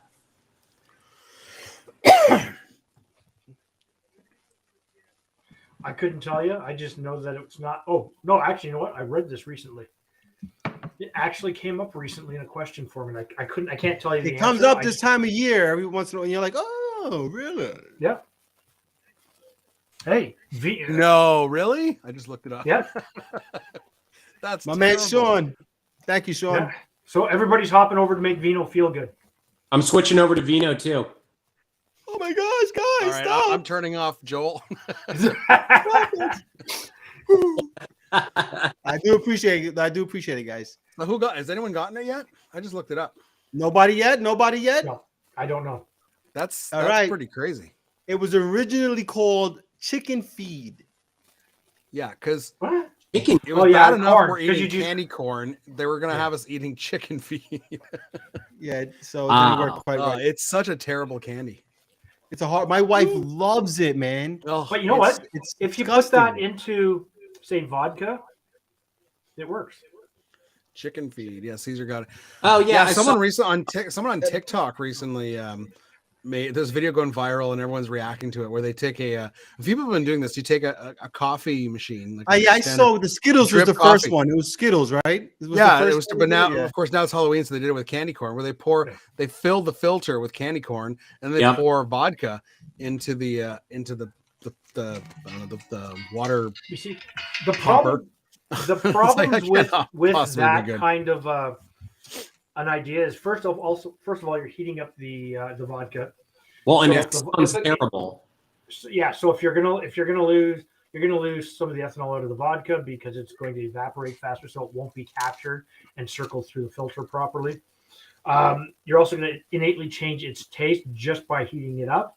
Second, you're putting it with this god awful candy. Yes, and third, you got to wait for it to cool down to try it. And fourth, most importantly, you're wrecking a good coffee pot because a coffee pot. I mean everything coffee. There. You could do it. I mean, obviously they're doing it just for the views on TikTok, but if you really wanted to do a candy corn infused vodka, you just put the two in a mason jar. You let it sit for a week, and I would assume even faster and then you throw it out. Well, clearly, but I'm just, but I mean, people are doing the coffee machine thing because it's supposedly faster. But like everything you just said, it can't possibly be as economical as just putting it in a mason jar and letting it infuse for a couple of days. But here's a question. There's something else I've seen I think is absolutely the worst thing you could possibly do, and I'm sure everybody on the channel will agree with me. So I want to hear everybody say, yes, David, we agree. Yes, David, we agree. David, I agree with you. I agree with David. You see, I feel good already. The Brita filter and whiskey. Yeah, what's going on with that? I've seen people even put vodka in a Brita, and apparently it makes it like dull. I feel like that can't be real. But I feel like what does it do on it? Apparently, it makes it more palatable. It cuts out a lot of the tannins. It cuts out the tannins. It cuts out a lot of the oils because they adhere to the charcoal. So you lose a lot of the flavor profiles, the stuff that makes whiskey taste good. Beside ethanol, like you want an ethanol, obviously, but you want those extra nuances of the different types of staves, the different type of charring, the different type of malting grains, depending on what you're using. You want all those unique flavors, and to wash them out so you have something that you can just do by the shot is a crying shame, in my opinion. Now, that's why I've never been into and I know me and Livio actually spoke about this on our pub crawl interview, which you can find on my channel. We talked about what's it called? Clarifying. I just never could get into clarifying. Good job, AG. Clarifying. Thank you. I appreciate that. If you really want to see what clarifying can do, the one I actually really enjoy was a clarified Negroni. Yes, because it's very, and it's not only is it good, it's good cocktail, but it's also pretty visually stunning because it takes out all the red color. But here's a clarified Negroni is literally the cocktail we talked about most, me and Livio. Like, why would you do that to that cocktail? Yeah, that cocktail is exactly there's a reason one for that. You want to taste that way. Well, yeah, but it's definitely changing it. I'm not, but it's good. I'm not saying it's better, but it's different. It's just a technique. Here's the thing, though. When I clarified, beautiful. Go ahead, Joel. Oh, sorry. Just that Campari is a beautiful red color. I don't want to clarify. I don't want to lose that color. You know, I don't want to lose the bitterness. I don't want to lose the color. I don't want to lose anything. Yeah. Well, it's just a technique. Like, I think it's interesting. I will say when I did a clarified Mai Tai. That was definitely like it wasn't as enjoyable. It was interesting. I think it's just one of these like it's fine. You try it out. Yeah, I could see the appeal in the experimentation portion of it, but I couldn't make a habit of drinking like clarified. No, I mean I went through the I did a few for a little while. It's not something I do a lot because one, it takes forever. Yeah, and it could take sometimes 3 hours to filter the whole thing. You don't want to waste any of it, so you want the whole thing to filter through. But there's a couple of reasons why you do it. If you were like back in the old days and you needed to make it last forever, that's what you would do. But if you're trying to achieve a specific taste, for example, a Jean Felix from Truffles on the Rocks sent me a clarified cocktail. and I could tell it was clarified right that because you get the extra sweetness from the milk whey, right? So you get that little bit of sweetness, but it rounds stuff down. So if you're somebody that may be new to cocktails and say new to something like Campari, it's a little bit softer, not quite as bitter, and you can bring somebody to sort of step you up slowly a little bit at a time. But for a visual technique, I've tried a clarified New York sour. Actually, it was really good. It was really interesting. I've tried clarified Negronis. So let me throw this there. Let me throw this out there if I can. Yeah, absolutely. Both the idea of a clarified cocktail and then also the shot thing that's happening on TikTok with people running their vodka through the Brita filters. It is solely for social media and YouTube. Oh yeah. You know, well, that is clarifying is not because that existed long before. But here's the thing, though: like you'd never do that.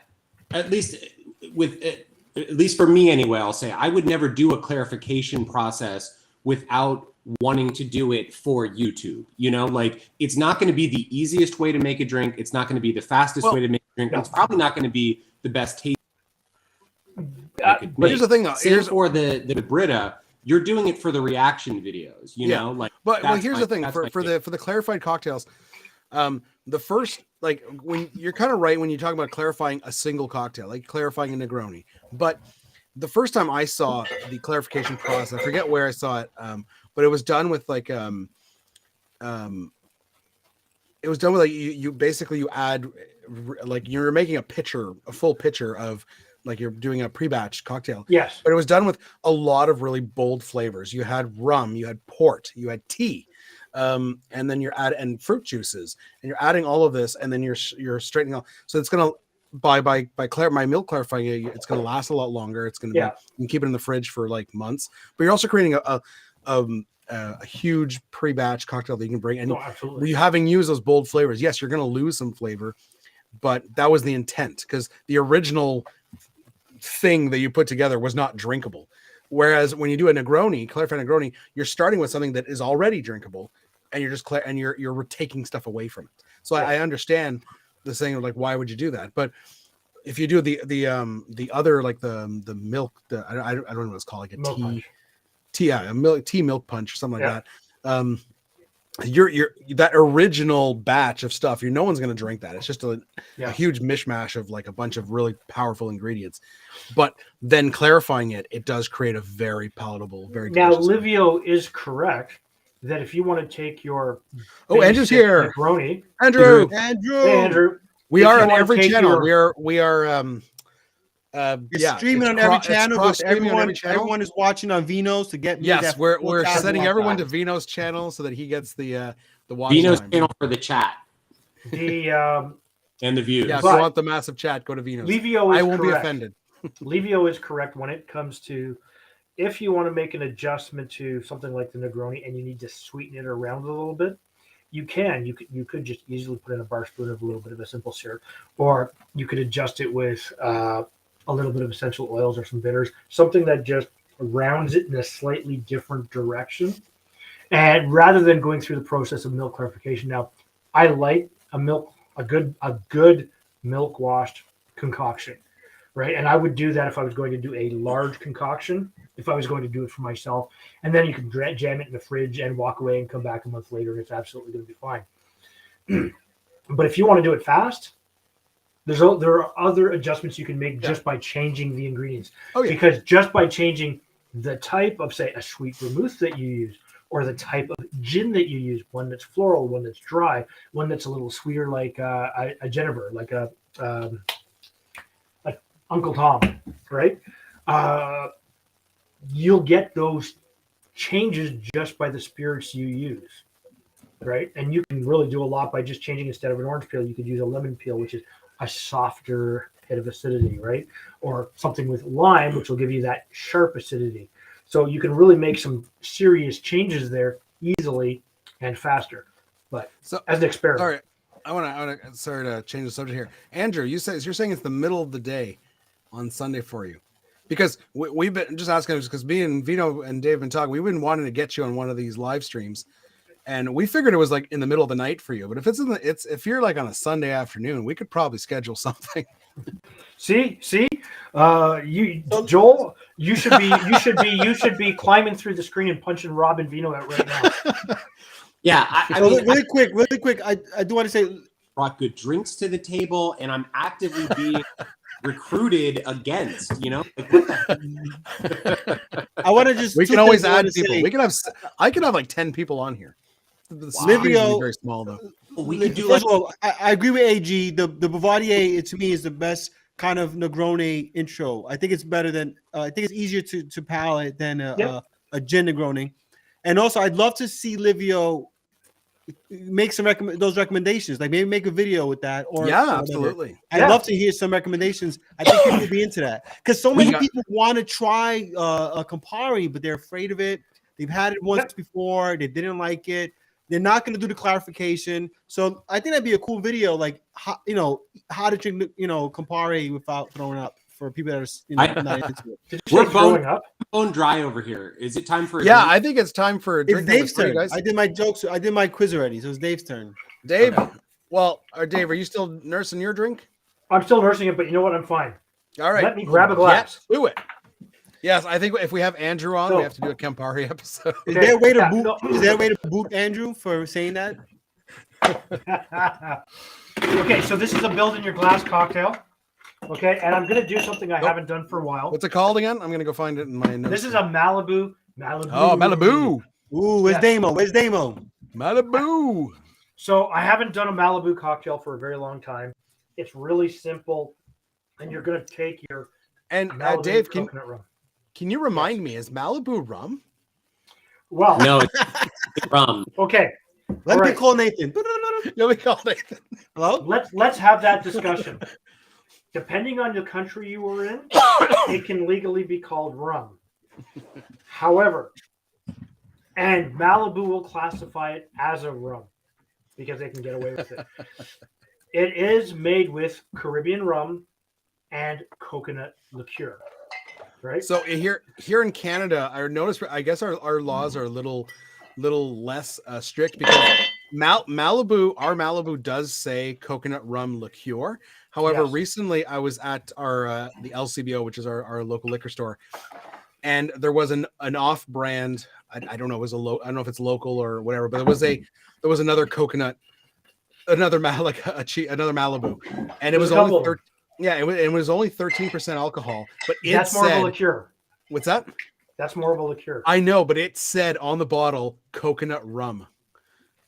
So here's the thing: no liqueur. The word liqueur was nowhere to be found. Are they lying? They're not lying when they say it's Caribbean rum with coconut liqueur. They're not lying. So that's fine. They're not misleading anybody. It's because most people just call it Malibu rum. That's the problem. That's why Nathan gets very upset. And you know what? I'm okay to let people get upset, but technical fact is... Yeah, who said that? Sean? Technically is supposed to be 40% ABV and higher. But again, depending on the country that you live in, the rules are different, and that's important. Sean's got a point. This stuff is much better. This is the best coconut rum on the market for me. I can't see on your screen because there's this big thing in front of it. It's the shipwreck. Yes. I don't have it. Rob, get me a bottle. in the chat. It's 36%, so it's legally rum. No, it's not. There's another one that's local to us called Imperium, which I haven't been able to get my hands on. So let me explain to you the basics. It is very sweet, but it's very coconutty. It's 35% ABV though. 36. It's got real, it's got a real. Yeah. At least it has a high ABV. I mean, compared to Malibu, this is the shit. I mean, so Malibu in Australia is called Caribbean rum with coconut flavor. So ours, it's close to what ours says. Okay, so this is called the Malibu, and yes, I used grenadine for this because Captain Morgan is the worst. Is it Canadian? Captain Morgan? No. It's actually out of Puerto Rican. Yeah. So why do we have so much of it here? Half our rum aisle is friggin' Captain Morgan. Because it's easy. They got into the country. So this is called a Malibu. It looks pretty. Malibu. So what it is? You have to enunciate the boo more. Malibu. So that's how you do it. 2 ounces of your coconut rum or coconut rum liqueur. Okay.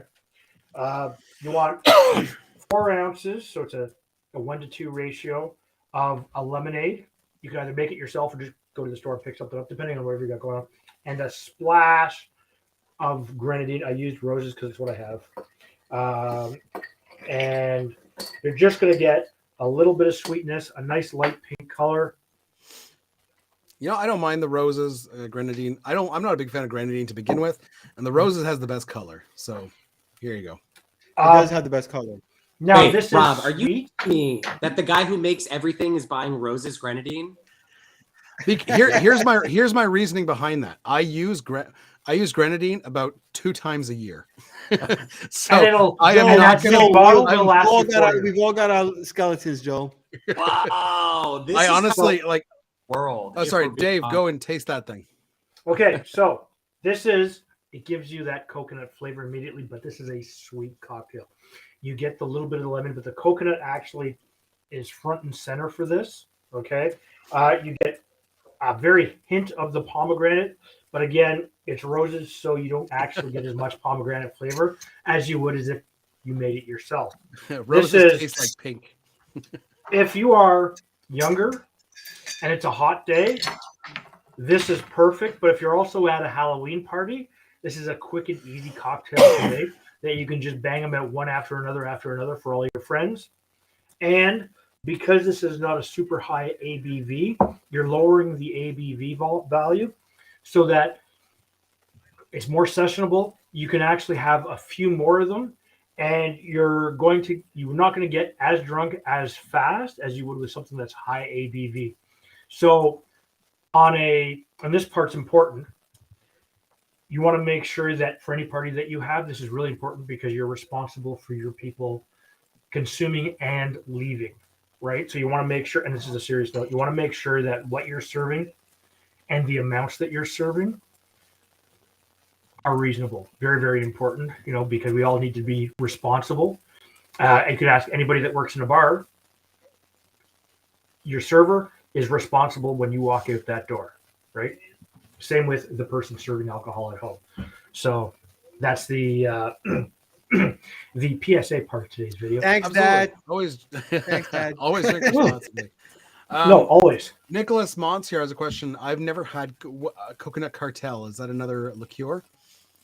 I would say definitely if you're investing in trying to get your hands on some good, if you can get the shipwreck coconut, that stuff is miles ahead of Malibu.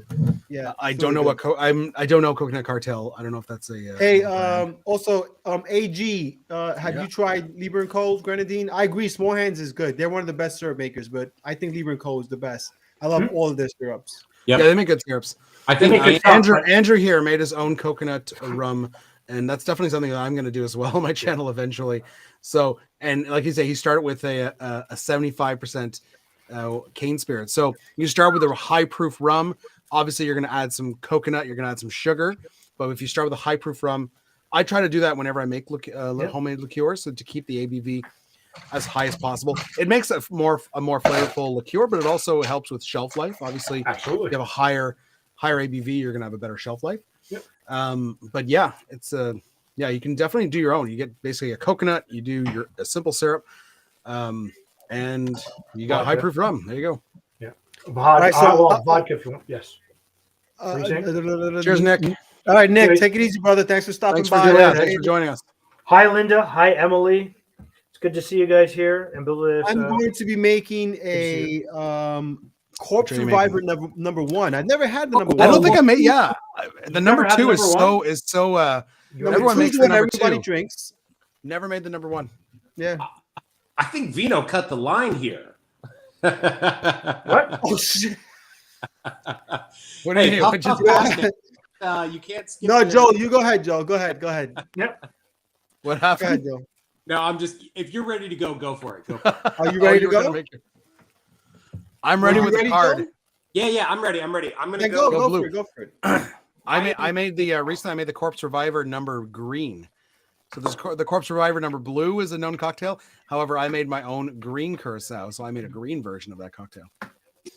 So I'm going to be making the Muerto Vivo, which is kind of. So you are making it. Sorry, I had Vino's card ready. Which one are you making? The Muertito Vivo, which is a riff on the zombie. Love the zombie. That sounds fun. Put that up. I wonder what are the specs on that bad boy. What? Here we go. Ooh, that sounds good. Jägermeister. He's just going all over the 151 today. I had to do this one for you because I know you're a fan of Jägermeister. Dude, I've become such a fan. I have. Tell us what is in the Don's mix. So Don's mix is, and I got to be honest, I'm cheating a little bit here, but Don's mix is a classic tiki drink ingredient that's basically a combination of grapefruit juice and cinnamon syrup. I'm just doing them separately though because I have both of those ingredients separate. Yeah, for those of you who don't know, Don the Beachcomber is one of the granddaddies of tiki, along with Trader Vic, and he was known for was he would create these mixes. So there's Don's mix. There was like Don's mix number 2. There was the Don's Gardenia mix was another, and his idea for doing that was that he wanted to keep his recipes completely secretive, even from his own bartenders. So the idea is, if you're a bartender working for Don, you look at the recipe and it says, okay, a 3/4 ounce of Don's mix. You don't know what's in that mix. Only he knows what's in that mix. So you can't steal that recipe. Go open up your own bar. Obviously, as time went on, the secrets came out, so people now know.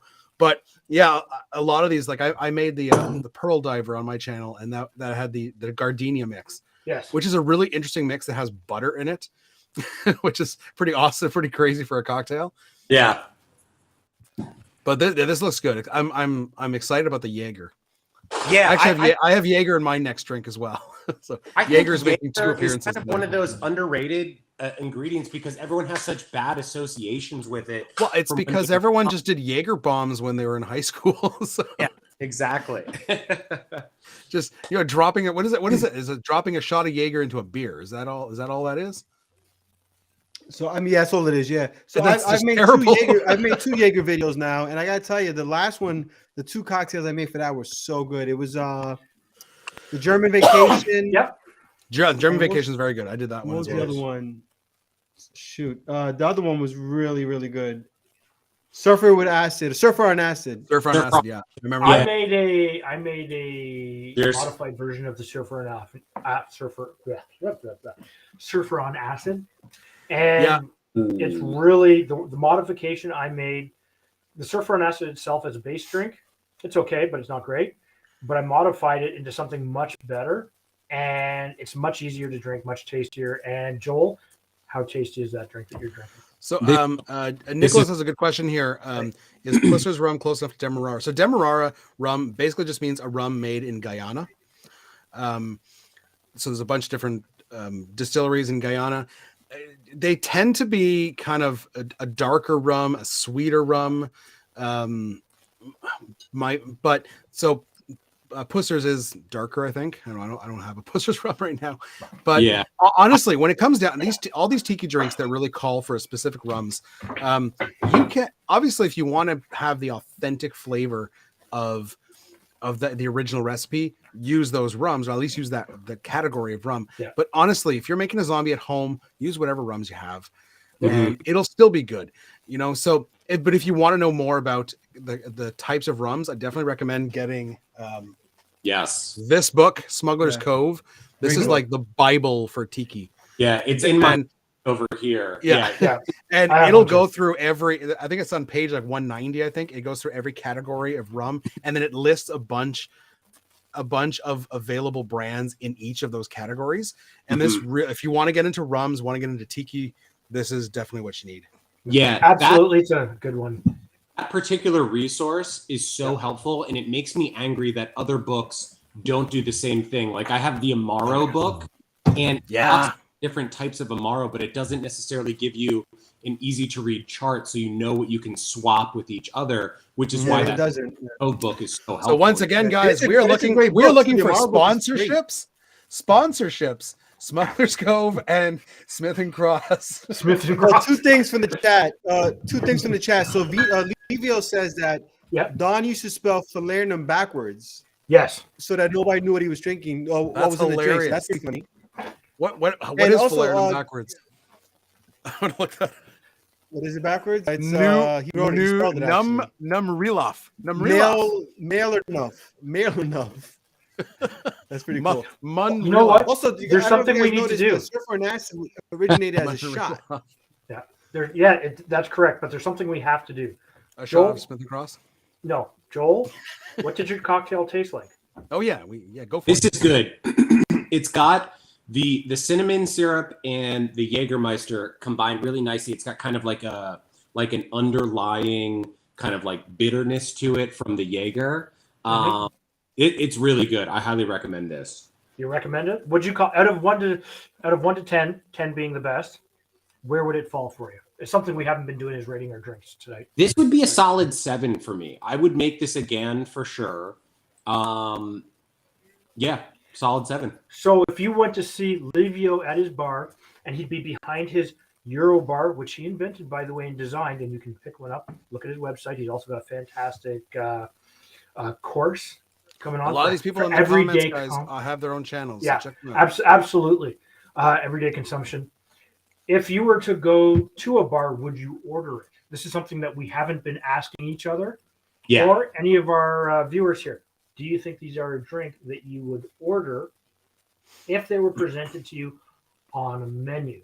And if you're somebody that's a bartender or worked bar, would any of these drinks be something that you would offer on your menu? It's an important question, I think. So Dave, yes for me because I like the ingredients list and if I saw it on a tiki bar menu and it had Jägermeister in the ingredients list, I would say yes, 100%. Yeah.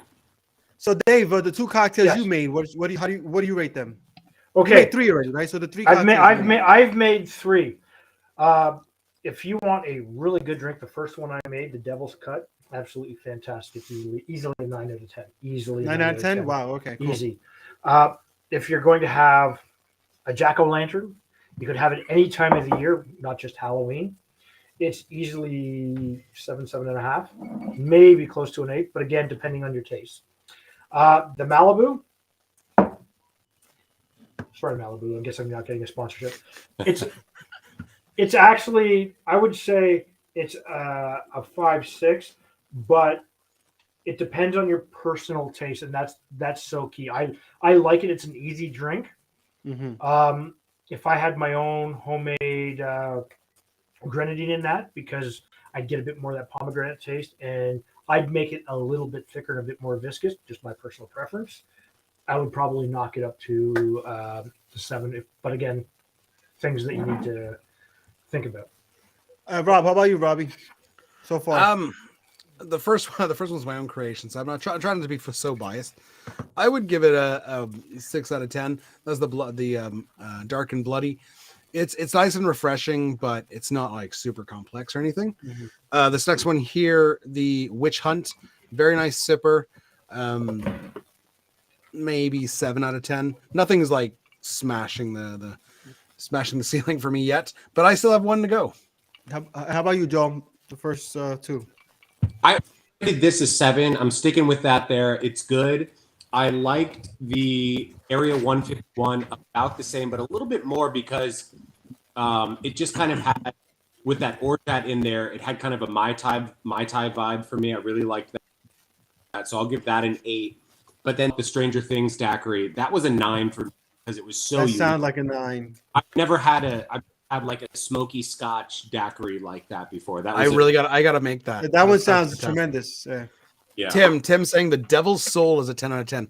I haven't had that in over a year, but I made it for my channel last year, and I remember it being just a flavor bomb.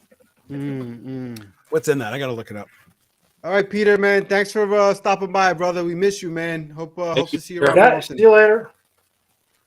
So for me, the Blood and Sea, it's 5, 6. Again, the Blood and Sand just falls flat, and even this riff on it just didn't really hit.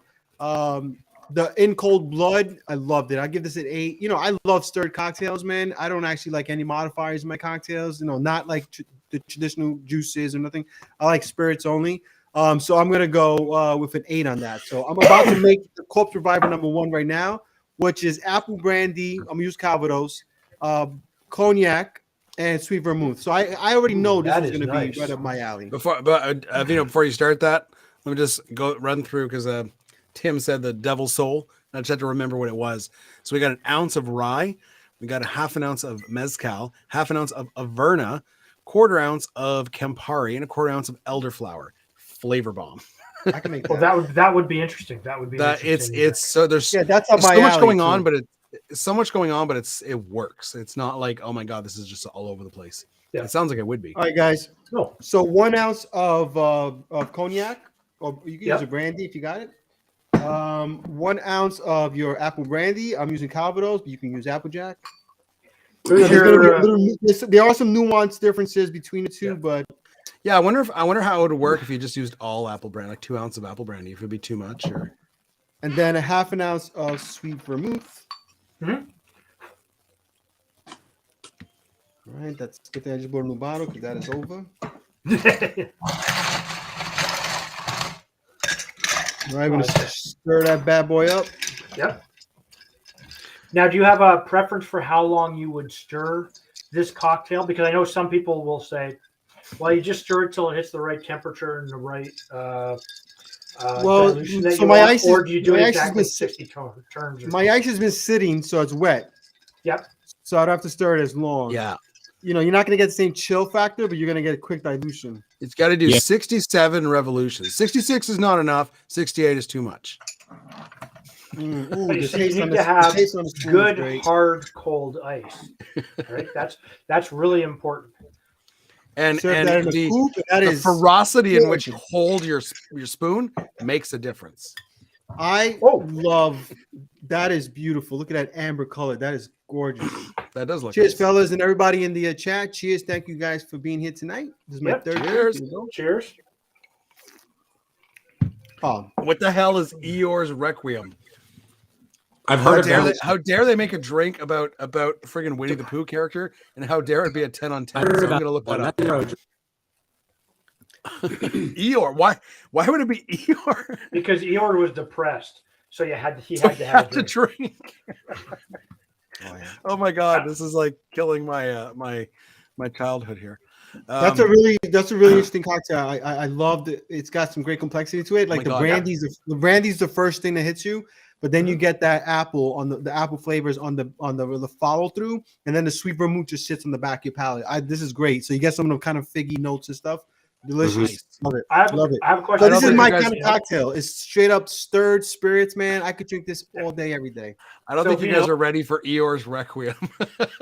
tell us in a moment, but Vino, if you say put in, instead of the Calvados, say a Laird's Applejack, which is a little bit rougher on the flavor and a little. I think it's less rough because it depends diluted. Though, because that one there is not it's like half neutral spirits or whatever. You know what I'm saying? So I think it's only 35% apple brandy.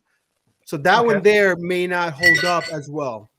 Okay. If you've got the bottle and bond, that joint is incredible. Yeah, I gotta try. This is I can't read the bottle look. I did look that up.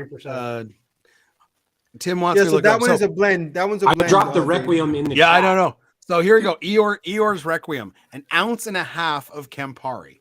Let that sink in. Half an ounce of gin, quarter ounce of Chinar, quarter ounce of Fernet Branca, 1 ounce of dry vermouth, 15 drops of orange bitters, and 3 orange twists for garnish. This is like just a cocktail maker who's like high. Yeah. No, not really, because the 15 drops of the orange bitters is hilarious to me. Like, why wouldn't you just dash it at that point? No, but what I find more hilarious is the 3 orange twists. Right. Like, you're like, garnish? Oh, how about a second garnish? How about a third garnish? Yeah. So, but here's a question. Campari and Fernet Branca. Right? They're I love Fernet. I'll drink Fernet straight. I'll drink Campari straight. Fernet is more medicinal in flavor. It's So minty. yes, well, Even though there's no mint in it, which is awesome. Yeah, which is cool. But you were thinking for opposing diametric flavors. A Fernetti Negroni. Interesting. There's I gotta make this now. there's a semi-famous bartender's handshake type shot that's called the Ferrari that is literally just half Fernet and half Campari. Sounds like a plan. Yeah, it sounds like it would mess you up big time, at least in terms of the bitterness. Yeah, it's not going to mess up in terms of alcohol because it's not that bad. Oh, I think Dave wants to make it right now. How about we make that our shot at the end of this? All right, that sounds good. Okay, we always take a shot, Joel. So you got to take a shot at the end. All right, okay. Am I next? You guys have made 3, right? All right. Yes. Yeah, you're on 3. Yeah. Oh, by the way, I give mine another 8. By the way, another 8. Okay, good. Mm-hmm. All right, so I am making the Death Flip. So this is a fun. So for those of you who don't know, a flip cocktail is a cocktail that utilizes a whole egg. So an eggnog. You doing the death flip? I'm doing the Death Flip. So I've never done it. We'll see how it turns out. oh, very excited. So here we go. So we got an ounce of Blanco tequila. I'm using Terramana. Another Jägermeister cocktail. We got some Jaeger. Ilium.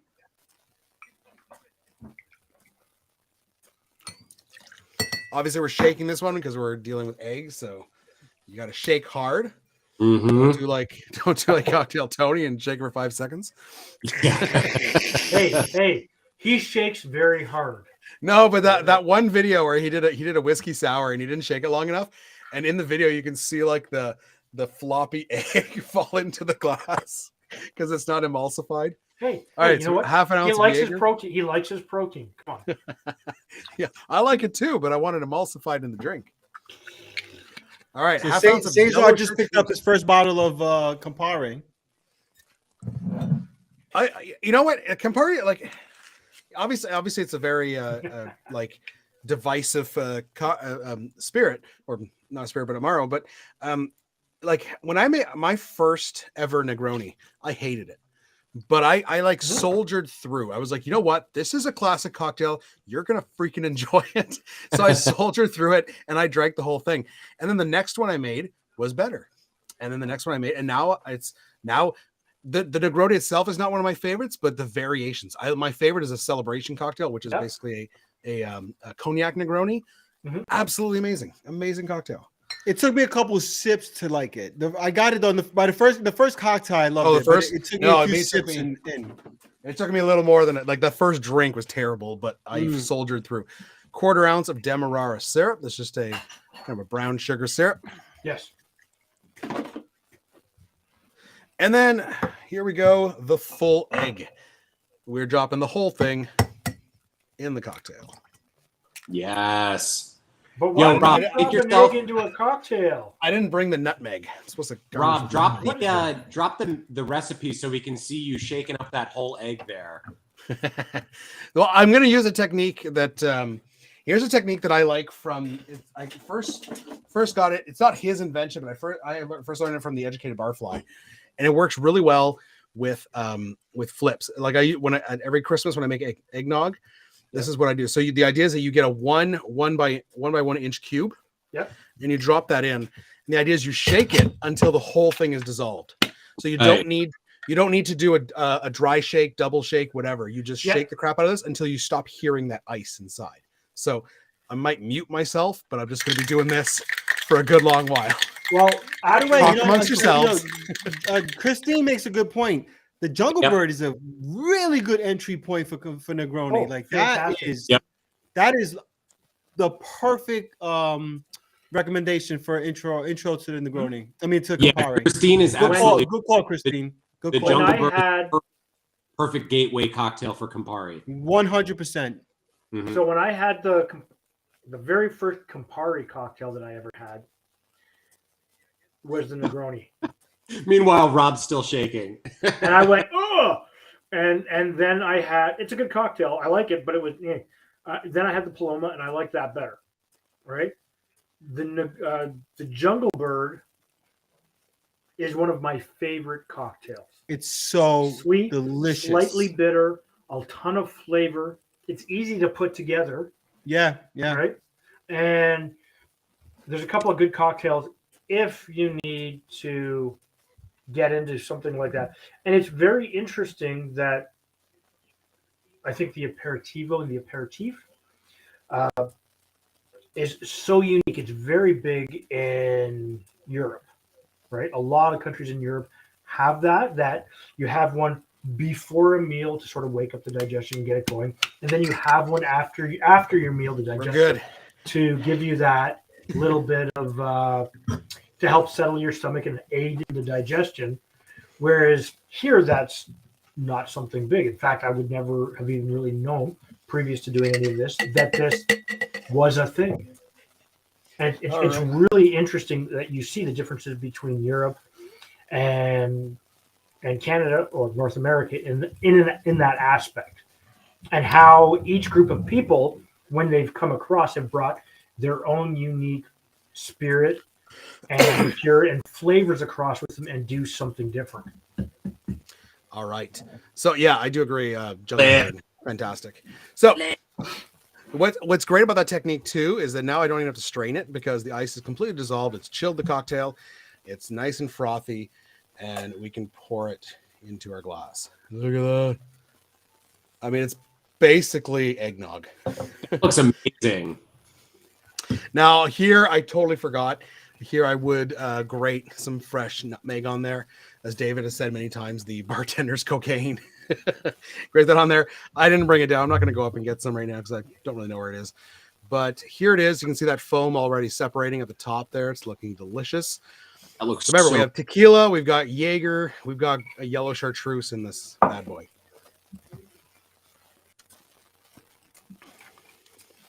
Wow. That's really good. Is it good? It's very good. Yeah, it's very creamy, and there's no cream in here. Most eggnog recipes will have like some heavy cream as well, but just that egg is frothing. It's very creamy. I think, you know what, the tequila is kind of lost in here. It's there, but it's kind of lost. It's really that herbalness of the yellow chartreuse, and then the herbalness and the Jaeger, that anise licorice flavor.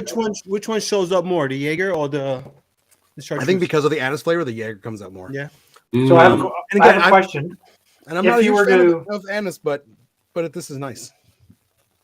If you were to swap out the tequila, very nice. Could you go with a rum? Well, you absolutely could.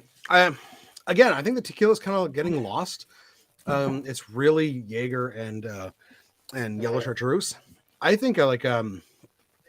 What if you dropped the amounts of the aperitifs to a slightly? I wouldn't want to because it's doing such awesome things to it. No, it's really cool. But you could add a little more tequila. More tequila. I think bourbon. But would adding more make it just bourbon too would work. alcoholically strong? Or I think bourbon, or someone said mezcal, or just an aged tequila like a reposado, even an añejo, would have a more complexity to it. But I think a bourbon would work really well here. But no, I'm pleasantly surprised. This is very good. That has been on my list of cocktails to try for so long. I just never gotten around to it. It is missing the nutmeg. The nutmeg would just make this. I'm giving this one. So I gave my first one 6, gave my second one 7. I'm giving this one a 9. This is actually a really good flip. Wow. I'm gonna have to drink one of those ASAP. That's really nice. And it's not. There's only a quarter ounce. The thing about like I keep comparing it to eggnog. Most eggnog recipes, like the single serve eggnogs, where you like the shaken cocktail eggnogs, have added cream, but also a lot more sugar. This is surprisingly not that sweet. It's rich because of the egg. It gives it a very rich creaminess, but it's not overly sweet, and that I think is a huge plus for me because I don't like things too sweet. Very nice. People are talking about clear ice. Yes. I definitely like to have clear. I didn't have any tonight. I used the last of it. I definitely make my own clear ice for large cubes for stirred drinks. I don't bother so much for other, obviously for tiki drinks with crushed ice. Who cares? It's crushed. But and for shaking, I just use. I have like 1 by 1 inch molds. I just use regular ice cubes for that. Okay, so here's a good question. Everybody here, do you honestly feel, and this is an important question, including everybody on chat, clear ice versus ice that you would just make on your own in the freezer? Because I know there's a whole industry in certain parts of the US that has grown up to supply bars with beautiful clear ice, which I wish. Do you prefer it just for serving, clear ice, or do you prefer it for shaking and serving? Or does it even really matter, in your opinion? I'm sure there's like, if you get into the science of it, you know, there's clear ice melts slower because there's less impurities, less air bubbles and whatever. Like there's science behind it, sure. But I think the biggest difference it makes is aesthetically. It's more pleasing to look at. You know, you get an old fashioned in a nice old fashioned glass, and the ice is crystal clear, and you can see right through it. That is such a nicer looking drink than seeing a cube like a big white like cloudy patch. But in terms of taste, there's been videos on YouTube. I think even Barfly did one where, actually no, it wasn't. I don't know if it was him or Vlad. One of them did it where you could see the difference in terms of dilution. Yeah, but taste wise, there's no real difference in the way the ice tastes. That doesn't make it. Yeah, I think a lot. Yeah, I think it's more structurally sound, so it'll melt slower. But it's just a dilution issue. Yeah. I agree with Andrew. I wouldn't shake with it. You know, it just seems like a waste. Yeah, but you would never make small ice cubes of. You know, I mean, the point is to make a big block and cut them into squares. Yeah. Unless you have a big industrial freezer and you're making like huge giant blocks of clear ice, or you're able to buy clear ice somewhere, then go right ahead and use it for everything. But for me, like I've got enough space for a small cooler. When I do one batch of clear ice, it gets me about 6 to 8 large cubes for old fashions. And I try to keep them for that purpose, for making stirred drinks. I try not to waste them for shaking. Yeah. I'm not very, my skills at cutting them is not great. So I've tried making the big spears to put into Collins glasses. They never come out good. So I just don't bother. Yeah. Maybe my knife is not good enough. That comes in my freezer for whatever reason seems to melt quickly. Like I don't know if it's the way it freezes, the type of the automated process or whatever that makes it or whatever, it seems to melt really quickly. So I mean, there's a certain point where ice gets, there's colder ice than other ice. Yes. So it's possible you're not getting a higher level of freezing as someone else might get with their ice. Exactly. So even if I say the clear ice, I'll still use the molds that give you like the 3 or 4 inch ice cubes that are not clear, but they still melt slower and they're a little bit more frozen than like the little tiny cubes that come from my ice maker and my freezer, Yeah. So that's two different things. So you're based on volume there. Although you have more surface area to work with, you have less impurities and less air. Your ice maker in your freezer is going to make smaller amounts. The smaller your ice is, the faster it'll dilute. That's just basic science, right?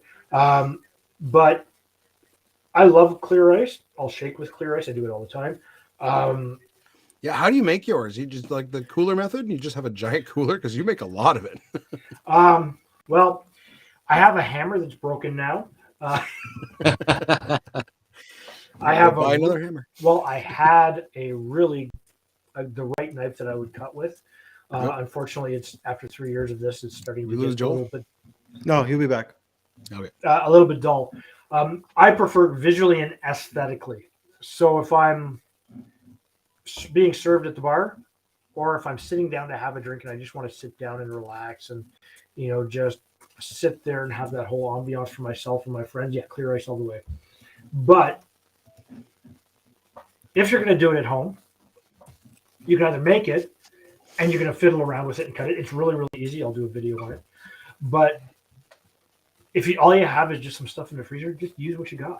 Yeah. Right? Now, if you're getting a funky taste off of it, well, go ahead.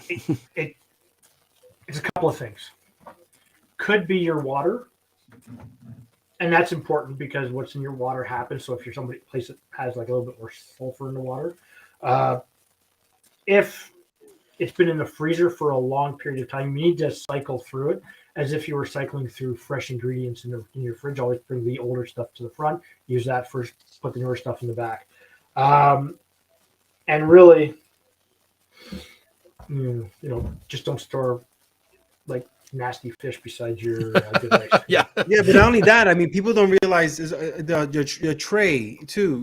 If you have like soap residue or something like that, there's most of that stuff is porous and the trays are porous and it stays inside of your tray and you can totally pick that up. But I usually, I don't look unless I'm presenting something for photography purposes. I don't bother with clear ice. There's really no fucking. I get no benefit out of it in terms of the whole dilution situation. I drink my cocktails way too fast. Yeah, if you drink it pretty fast, it's not going to hurt. The rate of dilution in my cocktails. So I get it for guys that do Instagram, or if you're someone like Kevin Koss who has like this incredibly beautiful presentation, or if it's just something you prefer, great. But in general, there's no real benefit. Yeah, I mean, I try to save my. Like I said, I don't make. I only have a lot of freezer space, so I make one batch will make me like 6 to 8 cubes. So I try to keep them for my YouTube videos. If I'm making myself an old fashioned at home, I don't care, and I'm just using the large blocks that I get from my mold, which are all like white and cloudy. But who cares? Yeah, and I had bought. They have those like clear ice. Makers. Yeah, I had bought. I don't know if you remember before I was doing the freezer method.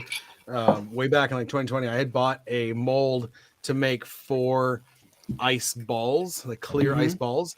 But the thing is huge. It's this big, and it makes 4 balls, and they're huge. You put in and it takes up like half the freezer. So I just stopped using. But they're made so that you don't have to do the whole chiseling thing. You know what I mean? Because the idea is there's a reservoir below, and then there's 4 ball molds above. Yeah, direction. I have one. I don't bother with the shit. It's just. I broke. I'm not. I'm like I don't do like I don't like that's not part of my whole like YouTube aesthetic. Like I don't really. Like I'm not about the fancy looking cocktail. I want just a good cocktail. So yeah. All right. Are we doing the? I see the Fernet and the Campari is out. Yep. What are we doing? I have to go get that. What are we? This is a Fernet and cocktail. Fernet and Campari. Ferrari is it? Yes, the last shot of the day. And what is it? Is it literally an ounce of each, or half and half? Just half and half. 50-50. But like a full ounce of each, or are we doing 1 ounce? Whatever. Your average shot is 2 ounces. So yeah. Yeah. This is a 1.5 ounce glass. So all right, I'll be right back. I got my Camparis upstairs. Okay. So if anybody watching the stream, if you have Fernet and Campari and you want to take a shot with us, make it. Yep. Or whatever you have at home, make a shot with us. Come on, guys. Yep. This bottle of Fernet, I bought this quite literally a decade ago. And you can see how quickly I've moved through it. It's just not something that I reach for all that often. I'm doing construction in my home right now, and all my bottles are all over the floor. Everything's fucked up, and my bottles are so dusty right now. Yeah, I gotta clean them. I've got to clean them all off. Probably get a shot with a garnish of asbestos. Yeah, the Dream Thief. He says he bought Fernet today. Love it. Who's this? The Dream Thief. All right. Yes. And shout out to Dream Thief. If you have some Campari, make a shot with us, brother. Got a nice little sherry glass here. I'll use that. Anne says she's running to grab hers too. Oh, we got some. I think we've got people who are joining us. All right. Who's joining us? Everybody. Anne says she's There's a couple of people that are going to join us, so let's wait for them to join. I'm just making it. I think Tim would join, but he had his teeth pulled, so I don't know if he's allowed to drink. Actually, you can suck it through a straw. No.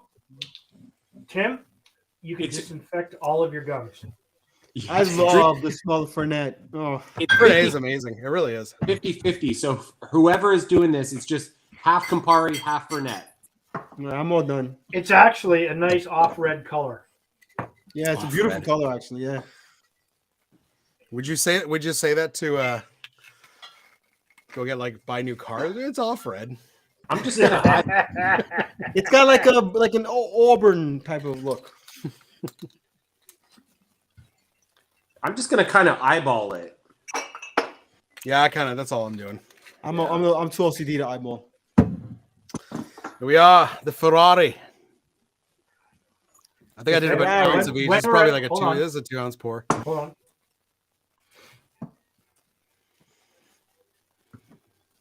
I'm ready. I'm ready. When you guys are. Happy Halloween, Well everyone. done, This will be good. Well done with my Scope Survivor. What's that? Okay, yeah. All right. Cilantro. Ooh. Drinking Cheers, buddies. folks. Happy Halloween to all Happy of you. Halloween. Have a fun, safe, happy That Halloween. was good. Ooh. Oh, The Fernet actually comes kicking through at the end. they know what that. This is the wrong holiday. That's Christmassy. Totally, right? That's totally Christmassy. Hey, a Ferrari goes fast. You know what? Chestnuts roasting on an open fire. That was the first thing that came to mind. It's this is Christmassy. Wow. Did any of you guys taste Campari? All I got was the Fernet. All I got I was Fernet. taste the Campari. I got the Campari on the back end, so the bitterness from the Campari is what I got, but the flavor is all Fernet. God Yeah. help us, I did it. Good job, guys. Yes. Oh, Halloween, AG did everybody. it. AG did it. Yeah. Who agrees? Anne seems blown away by it, but who agreed that this was a very Christmassy drink, wasn't it? It was. I agree. Christmassy shot. I agree. Here Happy comes Santa Halloween. Claus. Yeah. Here comes Santa Claus. Here it comes. Hey. October's not even done yet. We cannot start to celebrate and pre-sell yet. I have already bad started. enough. My going tree into a comes store up in and like a seeing week. Both things at once. Well, Christmas doesn't start until Mariah Carey starts playing in malls. Yeah, Yeah, we got she's 4 weeks. She's We got thawing right now as we speak. She's already tuning. Well, that was a good way to send it off, right? No, absolutely. Yeah, that was actually quite nice. I look forward to joining everybody for the next Drinking Buddies episode. We'll be back, folks. We'll be back. You can meet We are not doing a brain hemorrhage. Oh, although it would have been more appropriate for right? Halloween. And I'll be back too, not Andrew or Livio, right? We can we can have more guests. This thing fits like 10 people. I'd like to Well, thank once I every get one of my our once I viewers get for my tuning my, in. my apartment all fixed up and whatnot, Joel will be coming over, and Oh, we're yeah. gonna do it. We're gonna do Yeah, an you guys are pretty close by. in-person collaboration. So really looking forward to that. Hopefully sometime late November, early December. Yep. So Awesome. keep your eyes out for that, because Joel is a fellow New Yorker, Yep. and so that'll be fun. All right, Well, you know what? I want to say thank you to all of our viewers for coming in. Thank you to Joel Yes. for putting thanks, up Joel. with This us was a lot of and fun. joining us. Hope you had fun. Thank you Yeah, for no, Rob and Vino for being the drinking buddies that you are. It's what Yep. we do. We drink. We've got some more When we guests. buddies. We've got Jessica from Savage Kitchen lined up, so she'll be joining us soon. As you guys heard live, Drinking Buddies, Livio will be joining us eventually, Yeah. and we've got a couple other people lined up, so it'll be fun. And Joel might be back too. Yes. maybe. No, I'm never doing And, this. and Tim, we're putting the offer out to you too, my Yeah, friend. Tim. Hell Tim. yeah, I want him on Drinking Buddies. We would love to have you What's- on Drinking Buddies. It's going to my be man. a prune and vodka themed episode. So Well, anyway, folks, listen, happy Halloween. We love you all. Thank Yeah. you so much for joining us. Cheers. And remember, when life gives you lemons, Make make a yourself a cocktail. cocktail. makes up Cheers, cocktail. folks. Cheers. Have a good one.